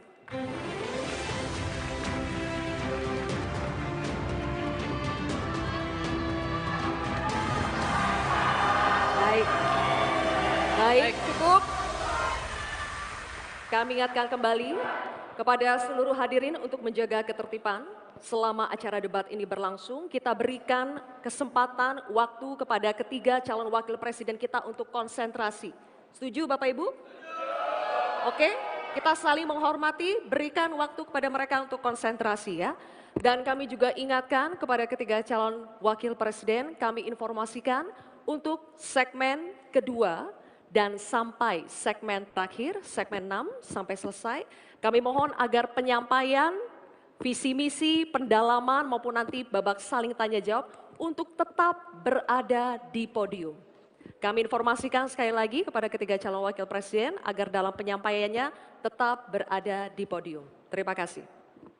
Baik, hadirin sekalian, di segmen kedua ini pendalaman visi, misi, dan program kerja akan dimulai dengan calon wakil presiden nomor urut 2 Bapak Gibran Rakabuming Raka. Untuk itu kami persilakan panelis Bapak Profesor Dr. Insinyur Abrar Saleng untuk mengambil pertanyaan subtema di dalam wadah dan mohon diperlihatkan Bapak kepada seluruh hadirin dan juga kepada kami, moderator.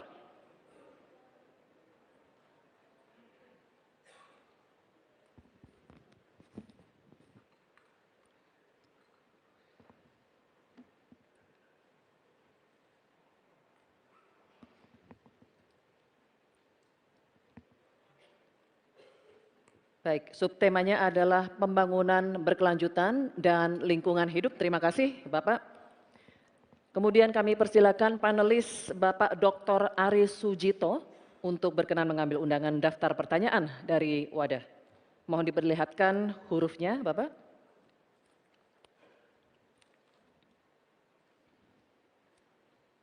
Huruf A. Baik, huruf A. Kami akan buka amplop pertanyaannya, masih disegel Bapak-Bapak, dan kami ingatkan juga bahwa kami akan membacakan pertanyaan ini satu kali, mohon didengarkan dengan seksama. Ini pertanyaan untuk calon wakil presiden nomor urut 2 Bapak Gibran Rakabuming Raka. Pembangunan rendah karbon diperlukan untuk mewujudkan net zero emission atau emisi nol bersih tahun 2060 melalui pemanfaatan sumber daya alam yang efisien dan inklusif. Namun praktek pembangunan masih berorientasi pada ekonomi ekstraktif. Pertanyaannya, bagaimana kebijakan paslon untuk mengarus utamakan pembangunan rendah karbon yang berkeadilan? Waktu menjawab 2 menit, Bapak, dimulai saat Bapak berbicara. Silakan. Baik, terima kasih. Jika kita bicara masalah karbon, tentunya kita harus menyinggung juga masalah pajak karbon, carbon storage, dan juga carbon capture. Agenda ke depan tentu kita harus mendorong transisi menuju energi hijau. Kita tidak boleh lagi ketergantungan pada energi fosil, kita dorong terus energi hijau yang berbasis bahan baku nabati, seperti yang saya katakan tadi, bioetanol, bioaftur, biodiesel. Sekarang sudah terbukti dengan adanya B35 dan B40, ini sudah mampu menurunkan nilai impor minyak kita, meningkatkan nilai tambah produksi sawit di dalam negeri, dan juga lebih ramah lingkungan. Sekali lagi, tantangannya di sini adalah mencari titik keseimbangan atau titik tengah. Kita ingin menggenjot hilirisasi industri, tapi kita juga wajib menjaga kelestarian lingkungan. Kita ingin meningkatkan produktivitas petani dan juga sektor maritim, tapi kita juga wajib menjaga keseimbangan alam. Dalam pelaksanaannya tentu AMDAL itu wajib, analisa lingkungan juga wajib, sustainability report wajib juga. Dan jangan sampai ada alih fungsi lahan yang sekiranya merugikan pengusaha lokal, UMKM lokal, ataupun masyarakat adat setempat. Sekali lagi, potensi energi baru terbarukan juga luar biasa sekali. Ada energi surya, angin, air, bioenergi, panas bumi, dan kita punya potensi yang besar sekali, 3.686 gigawatt. Terima kasih. Terima kasih, Bapak Gibran Rakabuming Raka. Baik, sesinya masih berlanjut, Bapak Ibu, terima kasih. Kami persilakan sekarang untuk calon wakil presiden nomor urut 3, Bapak Mahfud MD, untuk menanggapi. Waktunya 1 menit dimulai saat Bapak berbicara. Silakan. Baik, terima kasih. Saya sudah menyimak dengan baik meskipun saya agak koreksi sedikit terhadap pertanyaan tadi. Kalau dibilang 5 tahun dari sekarang untuk emisi dan bersih, itu sebenarnya nanti tahun 2060 masih jauh waktunya. Tapi masalah yang kita lihat itu sebenarnya pengelolaan berkelanjutan belum dilakukan. Sebenarnya dulu ada garis-garis besar haluan semesta berencana yang sudah mengatur seperti ini dengan sangat rinci. Waktu tahun 62 atau 61 Presiden mengeluarkan kebijakan itu.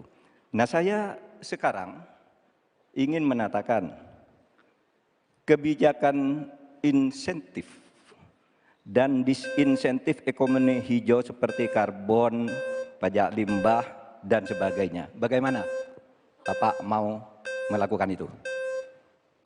Baik, waktunya habis. Terima kasih.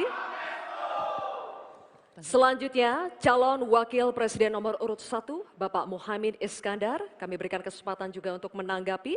Waktunya 1 menit dimulai ketika Anda berbicara. Silakan. Ya, memang pajak karbon ini salah satu, bukan satu-satunya. Yang paling penting adalah dipersiapkan transisi energi baru dan terbarukan. Sayangnya, komitmen pemerintah hari ini tidak serius. Target energi baru dan terbarukan yang mestinya kita harus punya target 2025 berkurang dari 23 justru diturunkan menjadi 17%. Penundaan implementasi pajak karbon dilakukan oleh pemerintah hari ini. Dari tahun 2002 dimundur menjadi tahun 2025. Apanya yang mau dilanjutkan? Karena itu secara tegas harus dilakukan. Implementasi pajak karbon dilakukan secepat-cepatnya, sekaligus transisi energi baru terbarukan dijalankan. Baik, waktunya masih ada Bapak, cukup lanjut. Baik, terima kasih Bapak Muhaimin Iskandar atas jawabannya atau tanggapannya. Selanjutnya, kami persilakan calon wakil presiden nomor urut 2, Bapak Gibran Rakabuming Raka untuk merespons tanggapan dari calon wakil presiden nomor urut 3 dan calon wakil presiden nomor urut 1. Waktunya 1 menit dimulai saat Bapak berbicara, silakan. Terima kasih Prof. Mahfud dan Gus Muhaimin. Untuk masalah insentif, komitmen, ini bisa kita kasih contoh yang sudah berjalan saja. Contohnya pembangkit listrik tenaga surya yang ada di Cirata. Itu kan kerjasama dengan PT Masdar dari Uni Emirat Arab. Ini kan juga ada insentifnya, Prof. Ada tax holiday, tax allowance, ada pembebasan biaya modal juga, sehingga akan mendorong perusahaan-perusahaan untuk berinvestasi di bidang transisi energi hijau. Transisi menuju energi hijau ini memang tidak murah, sangat costly, karena beberapa perusahaan memang belum bisa mencapai ekonomi soft skill. Tapi yang jelas adalah komitmen, kita pasti akan meningkatkan bauran listrik PLN yang sekarang cuma 20%, ini harus ditingkatkan lagi ke depan. Terima kasih. Baik, baik. Terima kasih Bapak Gibran. Oke, baik, kita selanjutnya akan beralih ke pertanyaan kedua untuk calon wakil presiden nomor urut 3, Bapak Mahfud MD. Kami akan persilakan kali ini panelis Bapak Profesor Dr. Arif Satria untuk mengambil pertanyaan subtema di dalam wadah. Silakan Bapak. Mohon diperlihatkan kepada seluruh hadirin dan juga moderator.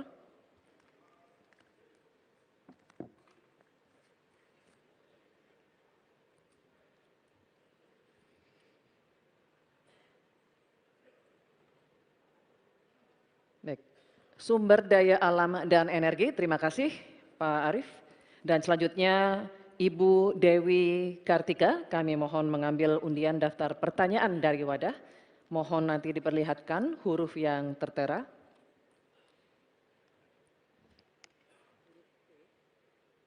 Huruf C, terima kasih Ibu. Baik, kami akan buka Bapak-Bapak amplop pertanyaannya, masih tersegel juga. Kami ingatkan kembali bahwa kami akan membacakan pertanyaan ini 1 kali. Mohon didengarkan dengan seksama untuk Bapak Mahfud MD. Korupsi pertambangan dan perikanan ilegal serta pembalakan liar masih marak terjadi. Hal ini mengakibatkan kerusakan ekologis di darat dan di laut serta ketidakadilan sosial. Pertanyaannya, bagaimana strategi paslon menanggulangi praktik ilegal tersebut untuk mewujudkan keberlanjutan sumber daya alam? Waktu untuk menjawab 2 menit, Bapak dimulai saat berbicara, silakan. Baik, terima kasih. Sebenarnya persoalan penyelesaian SDA dan energi selalu harus menyeluruh dari hulu ke hilir. Keterbukaan informasi agraria, termasuk kehutanan misalnya. Saya ini punya pengalaman di dalam sidang-sidang yang membicarakan tentang ini misalnya, informasinya tertutup. Siapa yang punya lahan ilegal di sebelah sana. Ketika dibuat daftar, tidak ada di dalam daftar, sementara ada masyarakat yang punya data.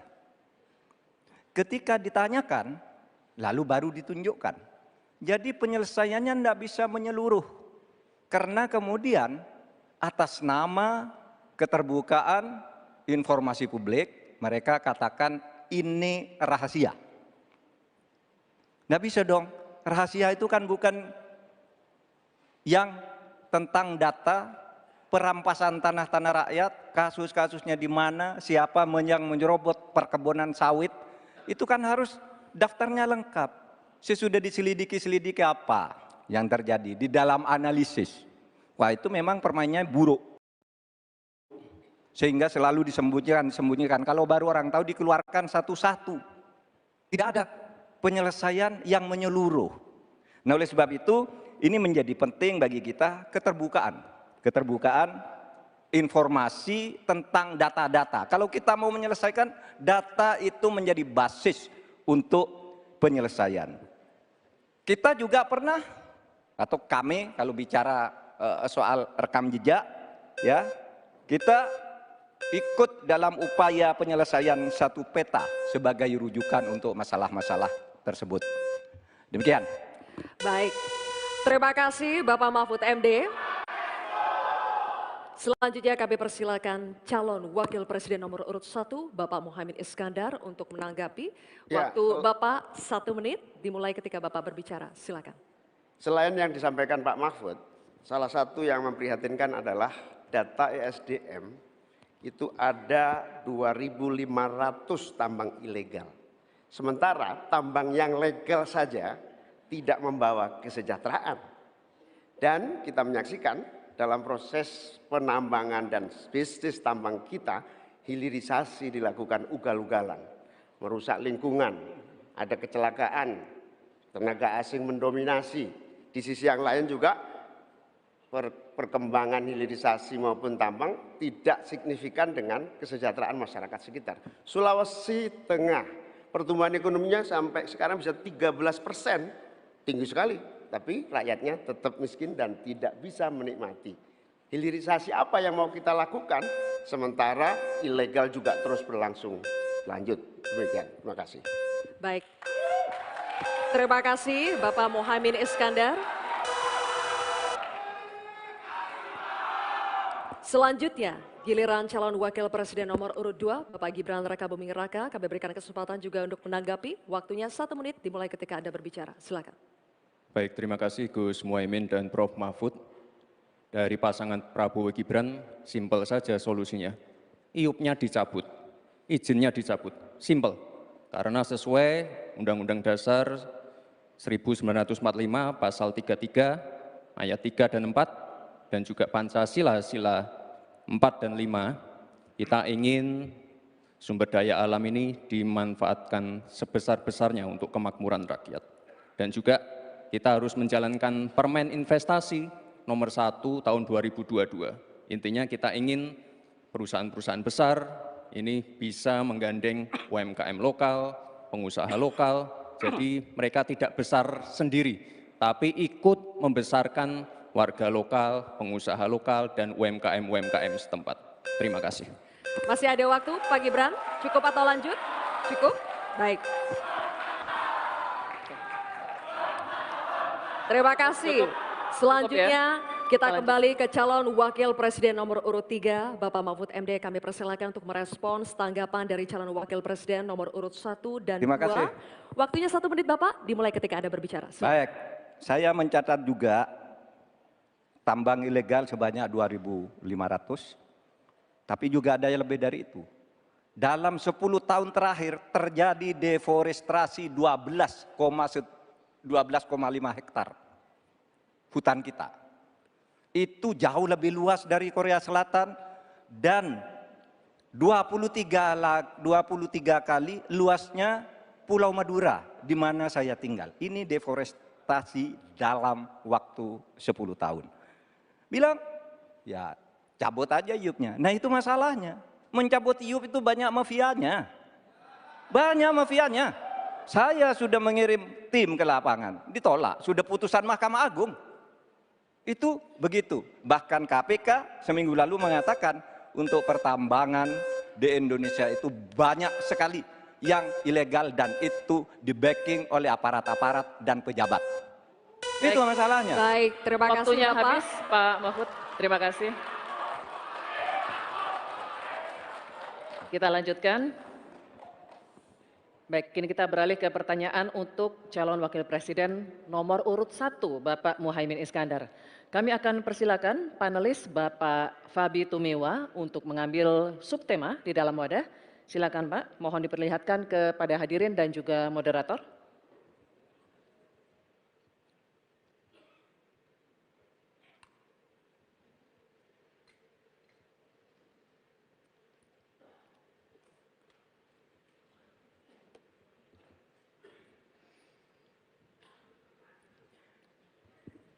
pangan. Baik, terima kasih Bapak. Dan kami persilakan pula panelis Profesor Dr. Insinyur Haryadi Kartodiharjo untuk mengambil undian daftar pertanyaan dari wadah. Mohon diperlihatkan huruf yang tertera.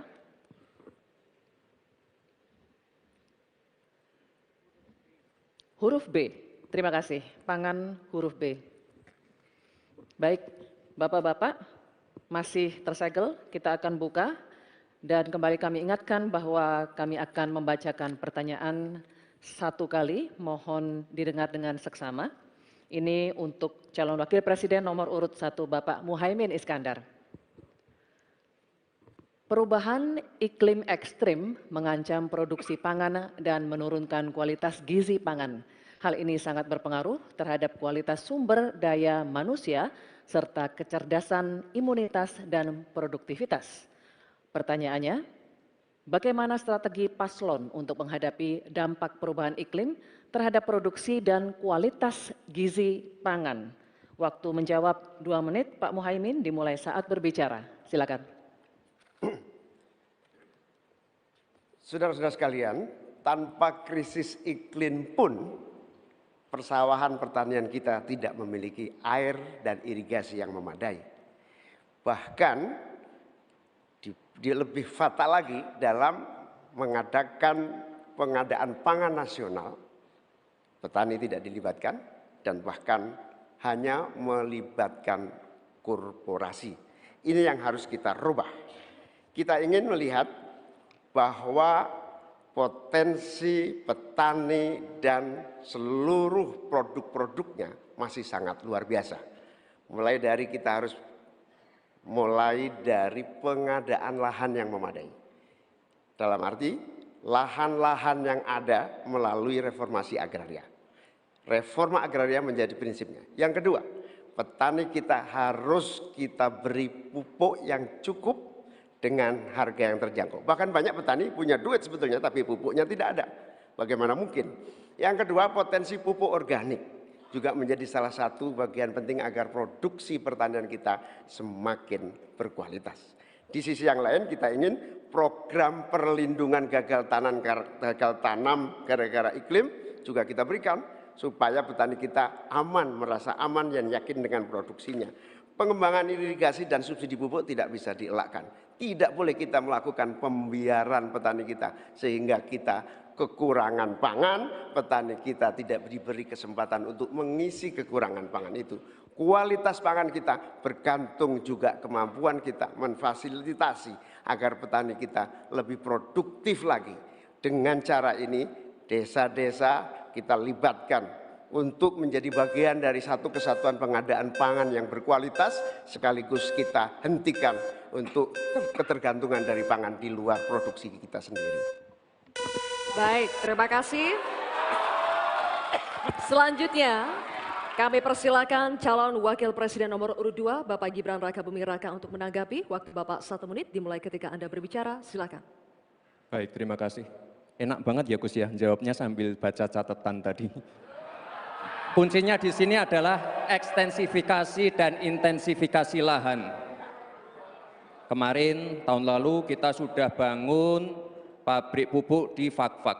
Kuncinya untuk meningkatkan produktivitas, ya kita harus genjot kawasan industri pupuk. Kita dekatkan pupuknya dengan lahan-lahan pertaniannya. Kuncinya pupuk, dan pupuk harus didekatkan dengan lahan-lahan pertanian. Otomatis produktivitas akan meningkat. Dan jangan lupa mekanisasi. Kita ingin meningkatkan produktivitas para petani. Pakai RMU, pakai combine harvester, dan juga kita melibatkan generasi muda melalui smart farming. Pakai IoT untuk melihat pH tanah, keasaman tanah, kesuburan tanah, dan juga penggunaan drone untuk penyemprotan pestisida. Terima kasih. Baik, terima kasih. Terima kasih. Baik, kita lanjutkan Bapak-Bapak. Oke, selanjutnya. Kita lanjutkan ya Bapak Ibu. Cukup ya. Kita lanjutkan dulu. Selanjutnya giliran calon wakil presiden nomor urut 3, Bapak Mahfud MD untuk menanggapi juga. Waktunya 1 menit Bapak, dimulai ketika Anda berbicara. Silakan. Ya, kan masalahnya itu Salah satu yang sering kita dengar, lahan berkurang, petani berkurang. Orang desa tidak mau lagi menjadi petani karena justru rugi. Terkadang kalau mau ingin mendapat pupuk bersubsidi dipersulit bukan main dan harus beli ke tengkulak. Nah, di sini problemnya sebenarnya bagaimana penegakan aturan-aturan itu. Kami di Jawa Tengah itu pernah punya program di mana Pak Ganjar waktu jadi gubernur waktu itu membuat 29 badan usaha milik petani yang itu efektif untuk membantu petani saling menolong menggarap tanahnya sehingga dia kerasan di desa. Yang saya tanyakan, kebijakan hukum apa yang akan dilakukan untuk mengatasi masalah ini? Terima kasih. Baik, terima kasih Pak Mahfud MD. Kita teruskan lagi ya. Kita lanjutkan dulu ya. Kita teruskan lagi debatnya. Cukup. Selanjutnya kita kembali ke calon wakil presiden nomor urut 1 Bapak Muhaimin Iskandar. Kami persilakan untuk merespons tanggapan dari calon wakil presiden nomor urut 2 dan 3 yang telah dikemukakan. Waktu Bapak 1 menit dimulai ketika Anda berbicara. Silakan. Terima kasih Pak Gibran. Yang Anda sampaikan hanya mengulang apa yang saya sampaikan. Saya ingin memperdalam lagi bahwa petani kita ini potensinya besar sekali. Jumlah petani kita masih sangat besar. Potensi tanah kita subur masih banyak lagi. Di sisi yang lain, kita juga memiliki apa yang disebut kebutuhan pangan kita, juga pasar yang luar biasa. Nah, dalam konteks ini, antara suplai kita punya potensi, antara permintaan kita juga punya sangat kuat. Oleh karena itu, pemerintah tidak boleh diam. Turun tangan, jangan terlalu normatif mengatasi keadaan. Untuk Pak Mahfud, saya ingin menyampaikan bahwa seluruh perangkat undang-undang yang menyangkut perlindungan petani dan produksi kita sebetulnya lengkap. Tinggal implementasi saja dari seluruh proses hukum yang kita miliki. Kemauan politik, kesungguhan, tidak mengabaikan petani yang penting. Terima kasih Bapak Muhaimin, waktunya habis. Ya. Baik, akan memberikan Bapak Ibu sekalian, tuntas sudah segmen kedua kita. Ini saatnya kita berikan apresiasi kepada ketiga calon wakil presiden kita.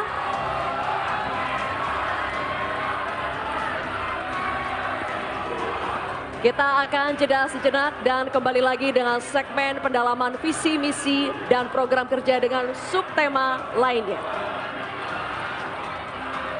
Baik, berbagai gagasan akan kembali disampaikan oleh ketiga calon wakil presiden kita. Karena itu tetaplah bersama kami di debat keempat calon wakil presiden pemilu tahun 2024.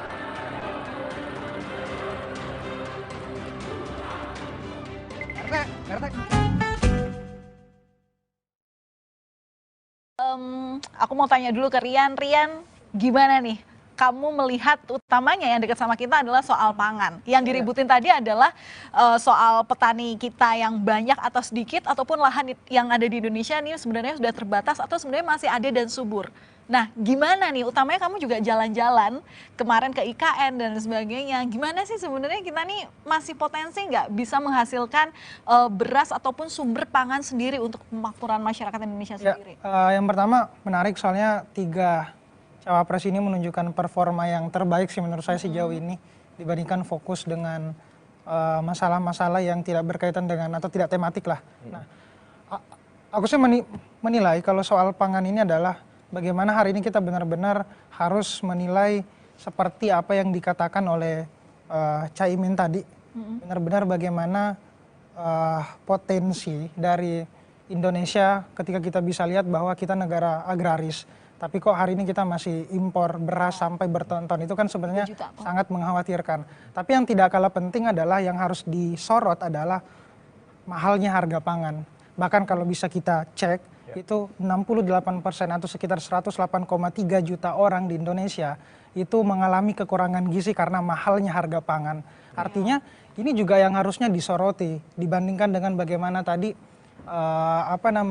proses tanah yang subur atau segala macam, tapi bagaimana ini betul-betul dimobilisasi agar setiap kebijakan itu betul-betul menguntungkan petani atau menguntungkan orang-orang yang memang strategis untuk bekerja di daerah-daerah tersebut. Nah, namun yang tidak kalah penting, kita ingin menagih lagi. Apalagi tadi kita lihat Gibran yang sedikit sombong sih menurut aku, tadi menyinggung Caimin soal catatan dan segala macam. Tapi itu nggak masalah, tapi yang penting adalah sejauh mana ini betul-betul diimplementasi. Karena kita sangat sering mendengar bagaimana janji-janji atau program-program baik itu diucapkan, tapi di realitanya di lapangan itu nggak sesuai. Nah, ini sih yang harus betul-betul kita kawal, mulai dari rekam jejaknya dan apa yang benar-benar mereka lakukan. Gitu sih. Iya, setuju. Mbak Rere, ya gue tertarik nih dengan tambang ilegal dan non ilegal gitu ya. Tadi disampaikan oleh Caimin dan Pak Mahfud tadi. Gampang gitu kalau dari Gibran, cabut aja IUP-nya.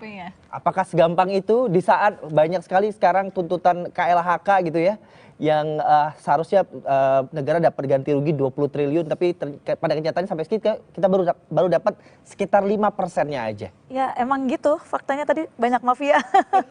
Bahkan kayak beberapa waktu aku ke Jambi, ke Kabupaten Tebo dan pelosok-pelosok Sumatera, itu banyak tambang-tambang ilegal yang mungkin dia legal, tapi ketika setelah tambangan dia harus ditutup lagi kan, direklamasi, dibenerin lagi gitu, habis udah selesai gitu.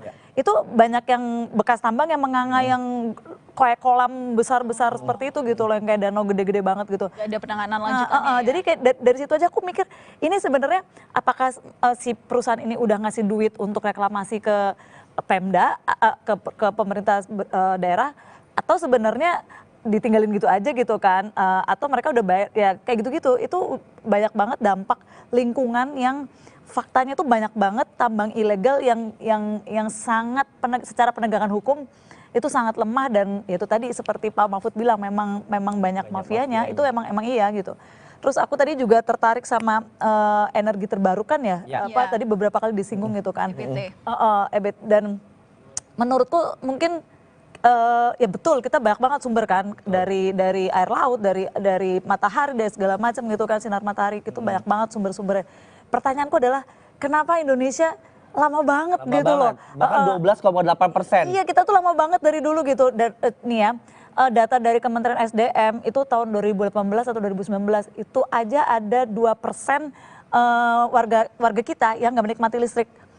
Berarti sekitar 52 juta jiwa gitu. Itu kalau kata SDM kan 2%, tapi kalau data dunia 10%.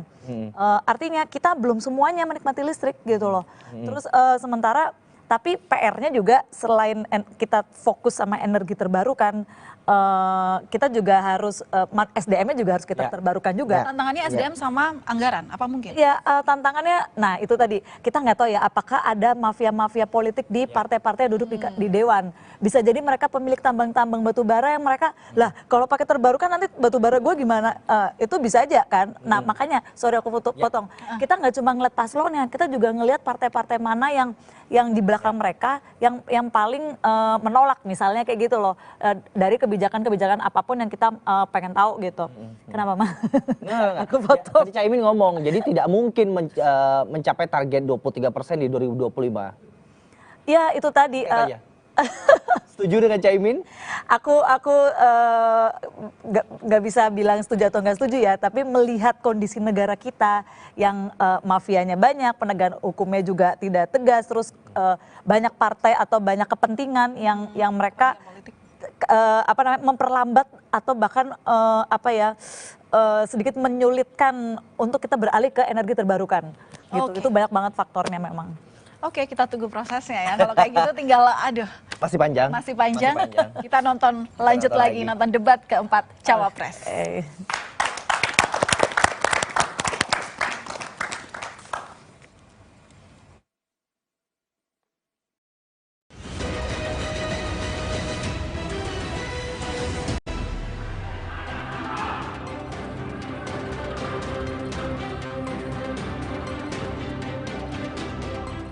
Terima kasih Anda masih menyaksikan debat keempat calon wakil presiden pemilu tahun 2024.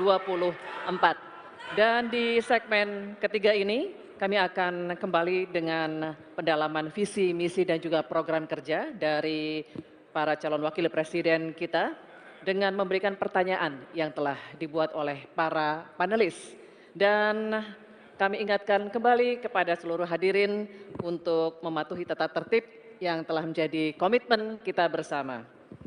Kini kami undang ketiga calon wakil presiden untuk menuju ke podium. Silakan Bapak-bapak.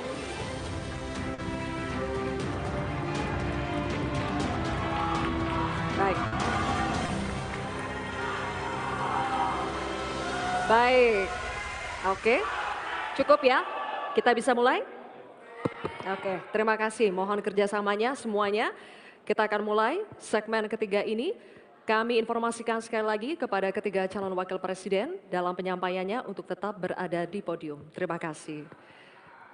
Untuk segmen ketiga ini, pertanyaan dimulai untuk calon wakil presiden nomor urut 3, Bapak Mahfud MD.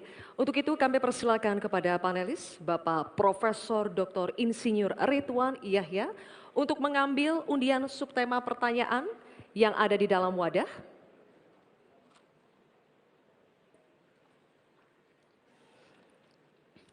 Mohon perlihatkan kepada hadirin dan juga kepada kami.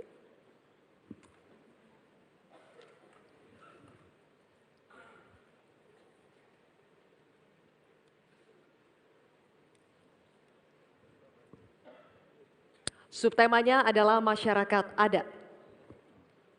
Selanjutnya kami persilakan panelis Ibu Ruka Sombolinggi SPMA untuk mengambil undian daftar pertanyaan dari dalam wadah.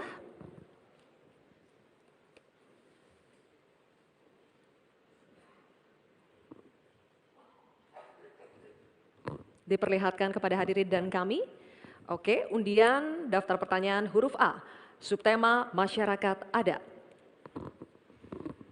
Baik, kami akan buka amplop pertanyaan yang masih disegel ya. Bapak Ibu, kami ingatkan sekali lagi kepada calon wakil presiden untuk menyimak dengan seksama karena pertanyaan hanya akan kami bacakan satu kali. Pertanyaan untuk calon wakil presiden nomor urut 3, Bapak Mahfud MD. Kebijakan agraria dan sumber daya alam sering tanpa persetujuan masyarakat adat. Akibatnya, sejak 2014 terjadi perampasan 8,5 juta hektar wilayah adat, mengakibatkan 678 kasus kriminalisasi dan pemiskinan perempuan adat. Pertanyaannya, bagaimana strategi paslon untuk memulihkan hak-hak masyarakat adat? Waktu menjawab 2 menit dimulai saat Bapak berbicara. Silakan. Terima kasih, moderator. Saya ingin memulai masalah ini dengan pengalaman bahwa saat ini di tahun 2024 ini berdasar rekapitulasi yang dibuat oleh Kemenko Polhukam dari 10.000 pengaduan, itu 2.587 adalah kasus tanah adat. Jadi ini memang masalah besar di negeri ini. Ada orang yang mengatakan, aturannya kan sudah ada. Tinggal laksanakan, Anda semudah itu. Justru ini aparatnya yang tidak mau melaksanakan aturan. Akalnya banyak sekali. Itu 4 hari yang lalu ketika kami ketemu di KPK, saya ulangi. KPK mengatakan itu banyak tuh penguasaan tanah, izin-izin tambang. Wah, sudah dicabut nih. Saya nih pengalaman saya juga. Ada sudah dicabut oleh Mahkamah Agung. Tidak dilaksanakan sampai 1,5 tahun. IUP tadi yang dikatakan oleh Mas Gibran. Ada perintah dari Mahkamah Agung tuh IUP yang di sana dicabut, ini vonis sudah inkrah. 1,5 tahun tidak jalan. Ketika kita ngirim orang ke sana, petugasnya tiba-tiba dipindah. Yang baru ditanya, kami tidak tahu. Padahal di situ sudah terjadi eksploitasi terhadap tambang-tambang nikel kita, misalnya. Nah, oleh sebab itu, kalau ditanyakan apa yang harus kita lakukan, strateginya adalah penertiban birokrasi pemerintah dan aparat penegak hukum. Karena kalau jawabannya laksanakan aturan itu normatif. Jadi kalau aparat penegak hukum itu hanya orang paling atas yang bisa memerintahkan siapa pimpinan penegak hukum itu. Sekian. Baik, terima kasih Bapak Mahfud MD. Cukup. Dan selanjutnya kami persilakan untuk calon wakil presiden nomor urut 1, Bapak Muhaimin Iskandar untuk menanggapi. Waktunya 1 menit, Pak. Dimulai saat berbicara, silakan. Ya, terima kasih. Saya tambahkan Pak Mahfud, salah satu upaya kita agar tidak terjadi konflik antara proyek pembangunan nasional, terutama PSN, dengan masyarakat adat, kita harus betul-betul punya prinsip tidak ada satupun yang ditinggalkan dalam mengambil keputusan. Libatkan itu masyarakat adat. Menghormati masyarakat adat bukan memakai pakaian adat setahun sekali 17 Agustus, bukan. Menghormati masyarakat adat adalah memberikan ruang hak ulayat mereka, hak budaya mereka, hak spiritual mereka, hak dan kewenangan mereka menentukan cara membangun. Dengan cara penghormatan itu saya kira Pak Mahfud, apa yang saya sampaikan tadi bisa berjalan dengan lancar. Problem-problem bisa diatasi dengan baik. Karena itu dalam catatan saya, terpaksa saya catat supaya tidak salah. Karena ini bagian dari agar kita tidak salah jalan di dalam melaksanakan pembangunan kita. Baik Pak Muhaimin, terima kasih. Dan selanjutnya, tenang ya. Kami akan persilakan calon wakil presiden nomor urut 2, Bapak Gibran Rakabuming Raka untuk menanggapi. Waktunya sama 1 menit dimulai saat berbicara. Silakan. Baik, terima kasih Prof. Mahfud.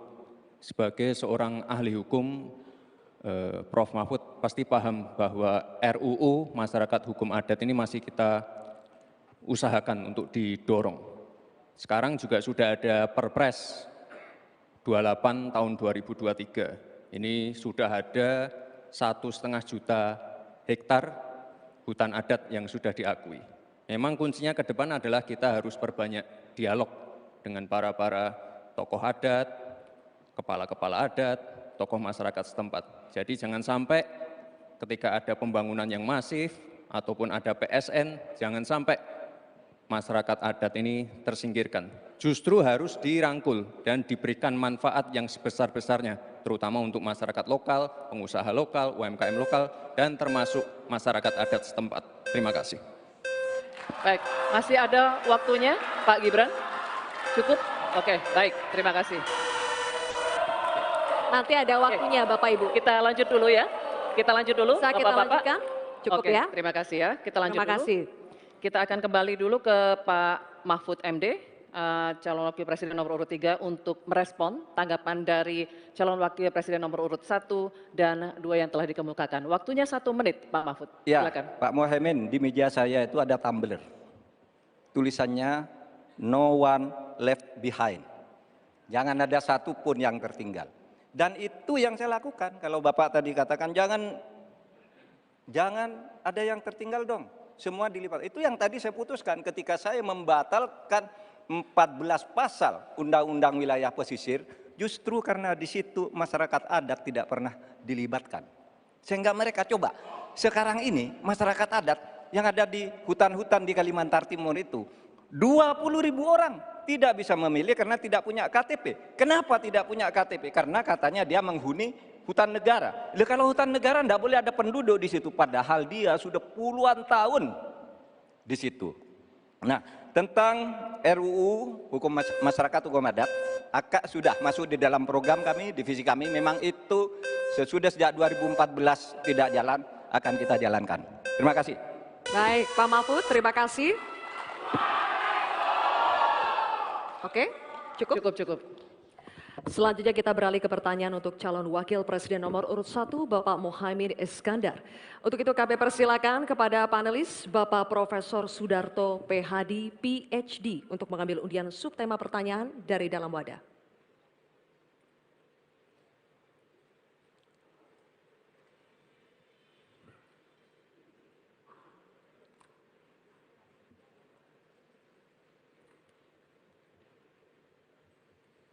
Mohon tunjukkan kepada hadirin dan juga kepada kami. Subtemanya adalah desa. Baik. Selanjutnya kami persilakan panelis Ibu Profesor Dr. Sulistiowati Irianto untuk mengambil undian daftar pertanyaan dari dalam wadah. Silakan.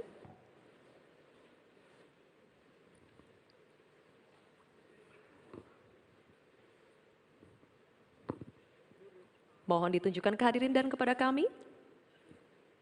Huruf A. Baik, subtema huruf A. Amplopnya masih dalam keadaan tersegel, Bapak. Saya akan buka amplopnya dan kami ingatkan kembali kepada calon wakil presiden untuk mendengarkan pertanyaan dengan seksama karena pertanyaan hanya akan kami bacakan satu kali. Pertanyaan untuk calon wakil presiden nomor urut 1 Bapak Mohamid Iskandar. Desa adalah daerah yang cenderung ditinggalkan warganya. Dampaknya desa makin kehilangan sumber daya manusia potensialnya. Pertanyaannya, bagaimana kebijakan dan strategi paslon agar warga desa lebih berminat untuk tinggal dan membangun desanya? Bapak Muhaimin, waktu Anda menjawab 2 menit dimulai saat Anda berbicara, silakan.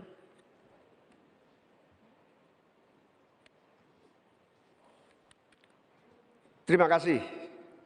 Saya catat sedikit. Yang penting ini bukan catatan Mahkamah Konstitusi. Hadirin-hadirin sekalian yang saya muliakan, sebetulnya diawali dari paradigma. Paradigma pembangunan kita itu apa? Dulu kita gagal zaman Orde Baru karena kita membangun dari atas.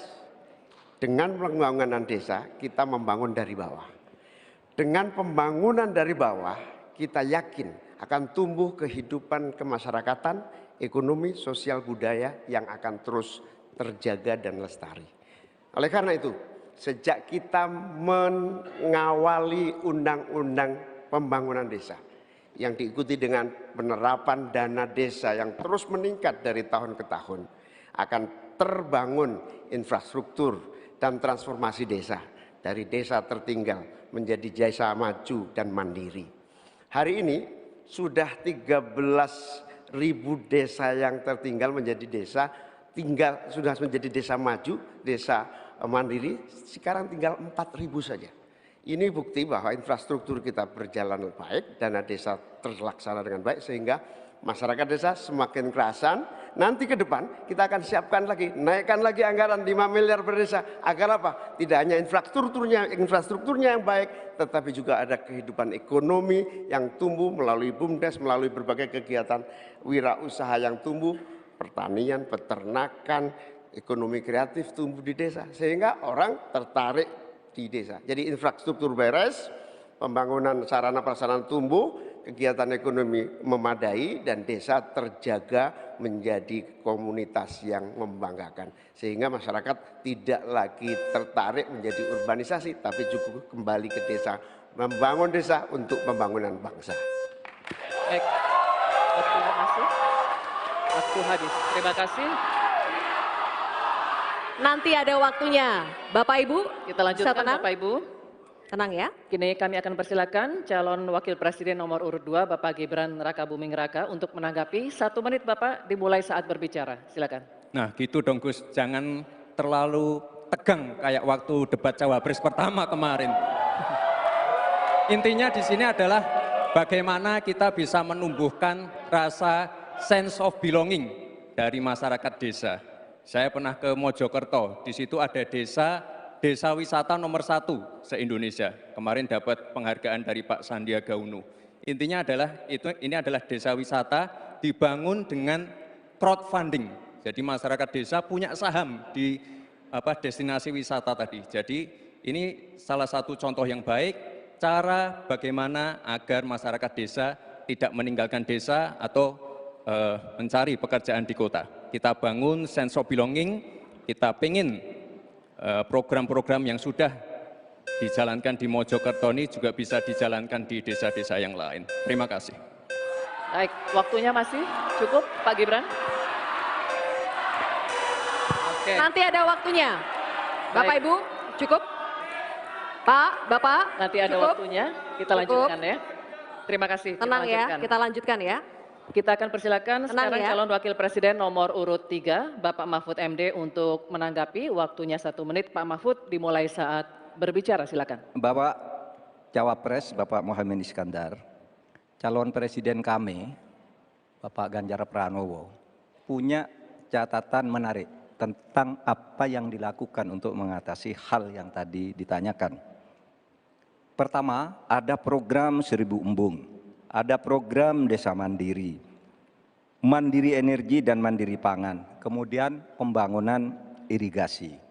Lalu di daerah istimewa Yogyakarta ada satu daerah Panggung Harjo namanya. Desa Panggung Harjo itu dikenal sangat maju. Koperasinya jalan, irigasinya jalan, UMKM-nya jalan. Dikelola oleh desa itu dengan baik. Nah masalahnya sekarang sebenarnya ada pepatah Deso Mowo Coro, Negoro Mowo Toto. Ini yang di daerah-daerah lain tidak jalan. Negara terlalu intervensi ke desa dalam soal-soal administratif. Terima kasih. Terima kasih Pak Mahfud. Kini kita akan kembali ke calon wakil presiden. Kita akan kembali ke calon wakil presiden nomor urut 1, Bapak Muhaimin Iskandar. Kami persilakan untuk merespon tanggapan dari cawapres nomor urut 2 dan 3 yang telah diberikan. Waktunya 1 menit, Bapak.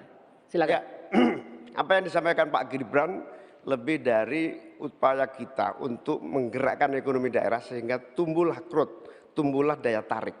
Yang lebih penting dari itu adalah desa ini harus terus diberi fasilitas insentif untuk lebih maju.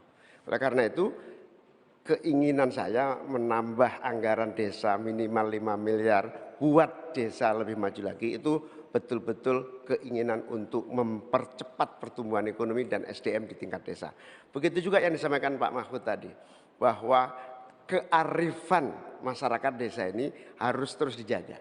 Seluruh tata kelola yang tumbuh dari kultur yang kuat ini harus dijaga betul, bahkan menjadi kekuatan daya tarik wisata, bisa menjadi juga ekonomi kreatif yang kita pasarkan ke berbagai daerah di tiap-tiap desa. Makanya sekarang tumbuh desa wisata di mana-mana, tumbuh ekonomi kreatif yang muncul dari desa.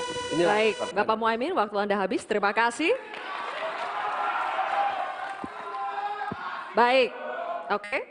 Selanjutnya kita beralih ke pertanyaan untuk calon wakil presiden nomor urut 2, Bapak Gibran Rakabuming Raka.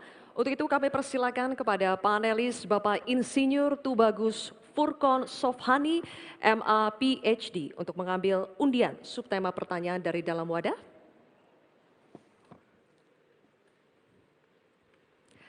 Mohon diperlihatkan kepada hadirin dan juga kepada kami.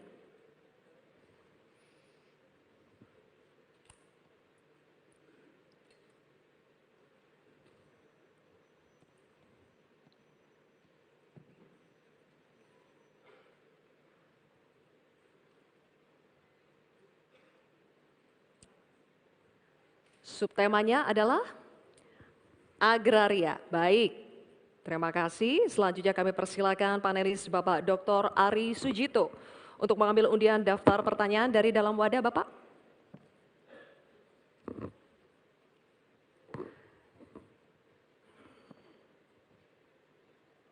Mohon diperlihatkan kepada hadirin dan juga kepada kami. Huruf A. Oke. Subtema agraria. Undian daftar pertanyaan huruf A. Masih tersegel amplop pertanyaannya. Kami ingatkan kembali bahwa pertanyaan hanya akan kami bacakan sekali. Oleh karena itu mohon disimak dengan seksama. Pertanyaan untuk calon wakil presiden nomor urut 2 Bapak Gibran Rakabuming Raka. Undang-Undang Pokok Agraria mengamanatkan reforma agraria bertujuan merombak ketimpangan penguasaan tanah, menyelesaikan konflik agraria, dan mengatasi kemiskinan. Namun, hingga saat ini reforma agraria belum berhasil diwujudkan. Pertanyaannya, bagaimana strategi paslon untuk mengembalikan tujuan reforma agraria sesuai amanat konstitusi? Waktu Bapak 2 menit dimulai ketika Anda berbicara. Silakan. Baik, terima kasih. Untuk program reforma agraria, ini akan kami kuatkan dan kami sempurnakan. Sekarang sudah ada program PTSL, sudah berhasil membagikan sekitar 110 juta sertifikat. Dulu sebelum ada program ini hanya bisa menghasilkan dan membagikan 500.000 sertifikat. Bayangkan itu butuh berapa tahun untuk menyelesaikan masalah.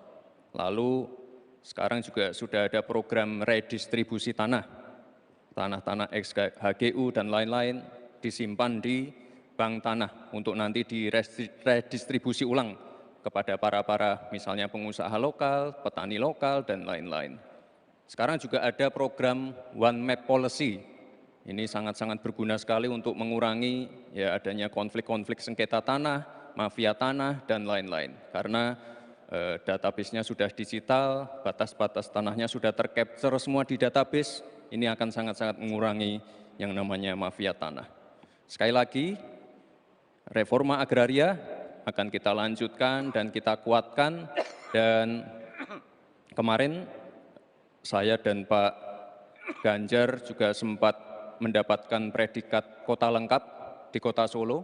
Jadi Solo ini dari BPN sudah mendapatkan predikat kota lengkap, garis-garis batas tanah-tanah wilayahnya sudah tercapture semua, sehingga nanti akan mengurangi, sekali lagi, konflik-konflik tanah, mafia tanah, karena semuanya sudah tercapture secara digital di database-nya BPN.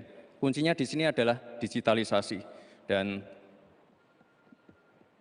tadi kota lengkap, one map policy ini sangat penting sekali untuk kita bagaimana nanti menyelesaikan konflik-konflik agraria ke depan.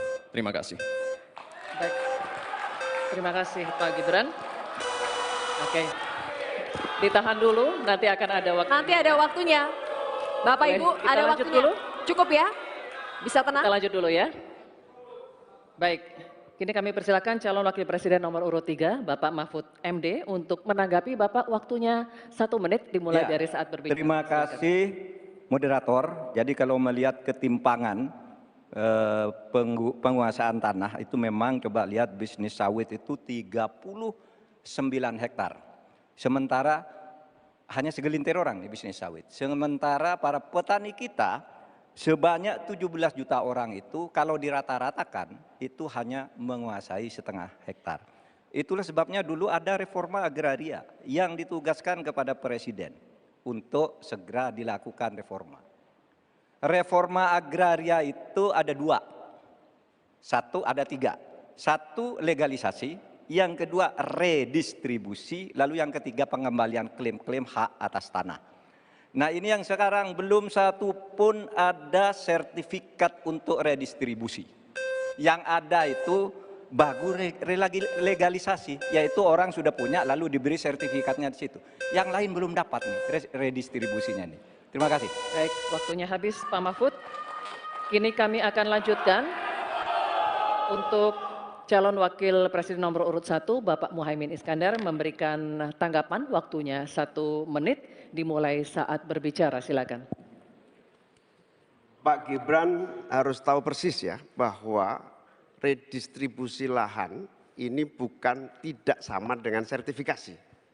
Pemerintah sebetulnya sudah memiliki Perpres 86 tahun 2018 yang menentukan lokasi prioritas reformasi agraria. Sehingga sebetulnya sederhana, laksanakan itu dengan sungguh-sungguh, maka akan terdistribusi hak-hak tanah. Kalau tadi ada pernyataan soal konstitusi, prinsip dasar distribusi tanah itu memang melekat dalam konstitusi kita. Bahwa seluruh kekayaan negara ini punya negara. Dan tugas adanya pemerintah itu adalah membagi aset tanah ini dalam reforma agraria. Sehingga sertifikat yang menjadi agenda itu sama sekali tidak masuk dalam redistribusi aset, distribusi lahan. Sehingga kita harus robah dan kita tunjukkan bahwa terjadi distribusi lahan untuk petani semakin sejahtera. Baik, waktunya habis. Mohon Cukup tenang. ya. Cukup. Nanti ada waktunya, kita lanjut dulu ya. Kita akan kembali ke calon wakil presiden nomor urut 2, Bapak Gibran Rakabuming Raka, untuk merespon tanggapan dari cawapres nomor urut 3 dan 1, waktunya 1 menit. Silakan. Baik, terima kasih Gus Muhaimin dan Prof. Mahfud. Tentunya untuk mengakselerasi proses redistribusi tanah, ini kan sudah ada MOU antara Mahkamah Agung dengan Kementerian ATR. Jadi ada sertifikasi hakim-hakim selama 40 jam diberikan pengetahuan tentang masalah-masalah tanah. Jadi sehingga ke depan bisa mempercepat dan mengakselerasi proses redistribusi tanah, terutama tanah-tanah yang masih bermasalah ataupun tanah-tanah ex-HGU yang masih bermasalah juga. Jadi ke depan yang namanya pengadilan untuk masalah pertanahan ini akan bisa diselesaikan karena sudah ada MOU antara Mahkamah Agung dan Kementerian ATR. Dan ke depan fungsi dari bank tanah akan kita optimalkan sekali lagi. Jadi permasalahannya kita selesaikan di pengadilan, masuk ke bank tanah, lalu direstribusi ulang ke para masyarakat adat setempat atau pengusaha-pengusaha lokal. Baik, Terima kasih. waktunya habis. Saatnya kita berikan apresiasi, silakan untuk ketiga calon wakil presiden kita. Baik, pemirsa, kita akan jeda terlebih dahulu. Debat masih akan berlanjut di segmen berikutnya, di mana para calon wakil presiden akan saling tanya jawab. Untuk itu tetap di debat keempat calon wakil presiden pemilu tahun 2024.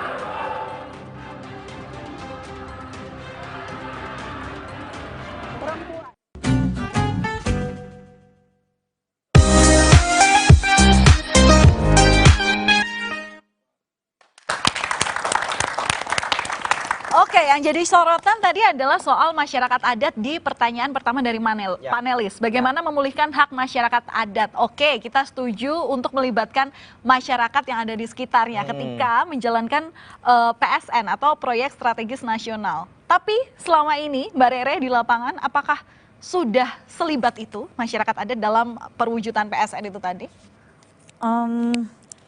Atau ada beberapa lokasi di lapangan yang pernah saya kunjungi itu memang bahkan secara administrasi masyarakat adat juga banyak yang belum lengkap gitu loh. Misalnya seperti kayak batas wilayah lalu artinya gini, masyarakat adat atau desa adat itu kan harus ada syarat-syaratnya juga.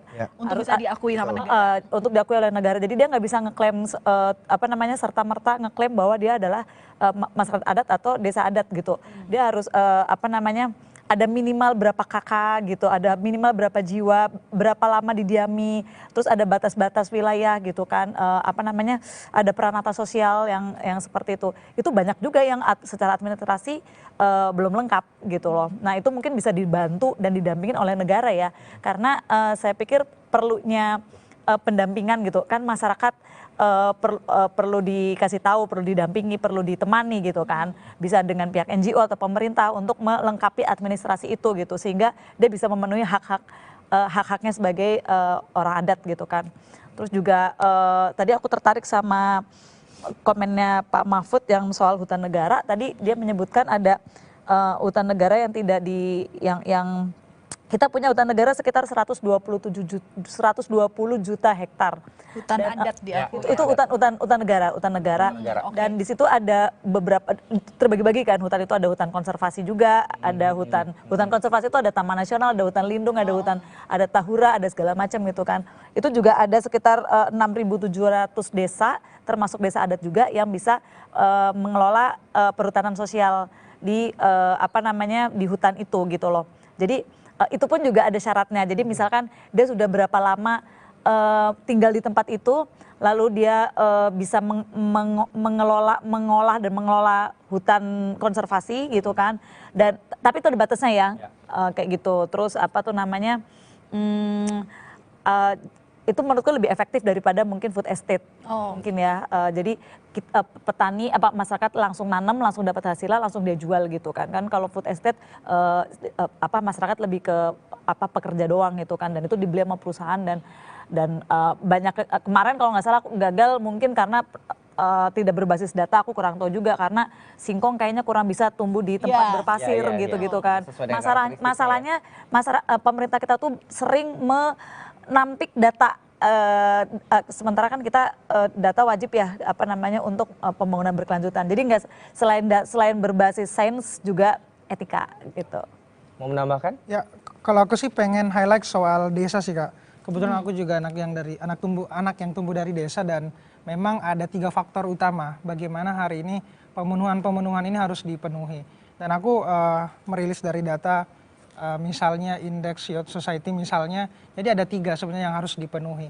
Ketika misalnya ruang untuk bermain dalam artian pemenuhan ruang publik, bagaimana komunitas-komunitas ini bisa diberdayakan, bukan cuma pola linear yang terus disuguhi ke kita. Ini juga harus dipenuhi, ruang bermain. Kemudian ruang kerja. Ruang kerja ini kita bicara tentang ketika Gibran tadi misalnya berbicara tentang pemenuhan 19 juta lapangan pekerjaan. Nah, itu harus dibuka strateginya seperti apa.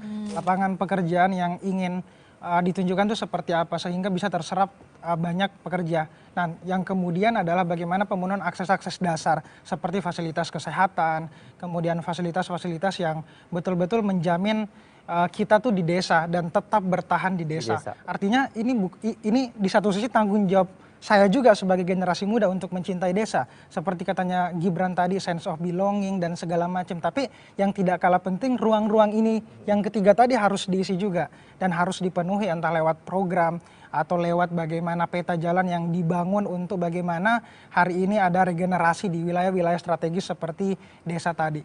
Namun yang tidak kalah penting adalah hari ini aku melihat bahwa yang terjadi itu tadi yang aku sempat bilang bahwa pembangunan di desa, tapi bukan membangun desa.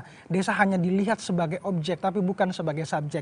Kedepannya, desa akan betul-betul harus dijadikan sebagai prioritas. Dalam artian, saya selalu suka mengutip katanya Bung Hatta bahwa Indonesia tidak akan terang karena obor yang ada di Jakarta, tapi karena lilin-lilin yang terus menyala di desa-desa. Jadi, balik lagi bahwa ini tanggung jawab kita sebagai generasi muda dan tanggung jawab pemerintah juga untuk bagaimana memenuhi kebutuhan itu. Ya, memang harus ada kerjasama kolaborasi antara pemerintah, masyarakat, pihak swasta dan lain sebagainya. Wajib kolaborasi, kerjasama. Oke, teman-teman masih tertarik ya lihat debat abis ini, kemungkinan yang akan bertanya adalah antar calon wakil presiden. Nah, biasanya pertanyaannya itu menohoks. Nah, seperti apa menohoknya? Kita tetap menonton debat keempat Cawapres 2024.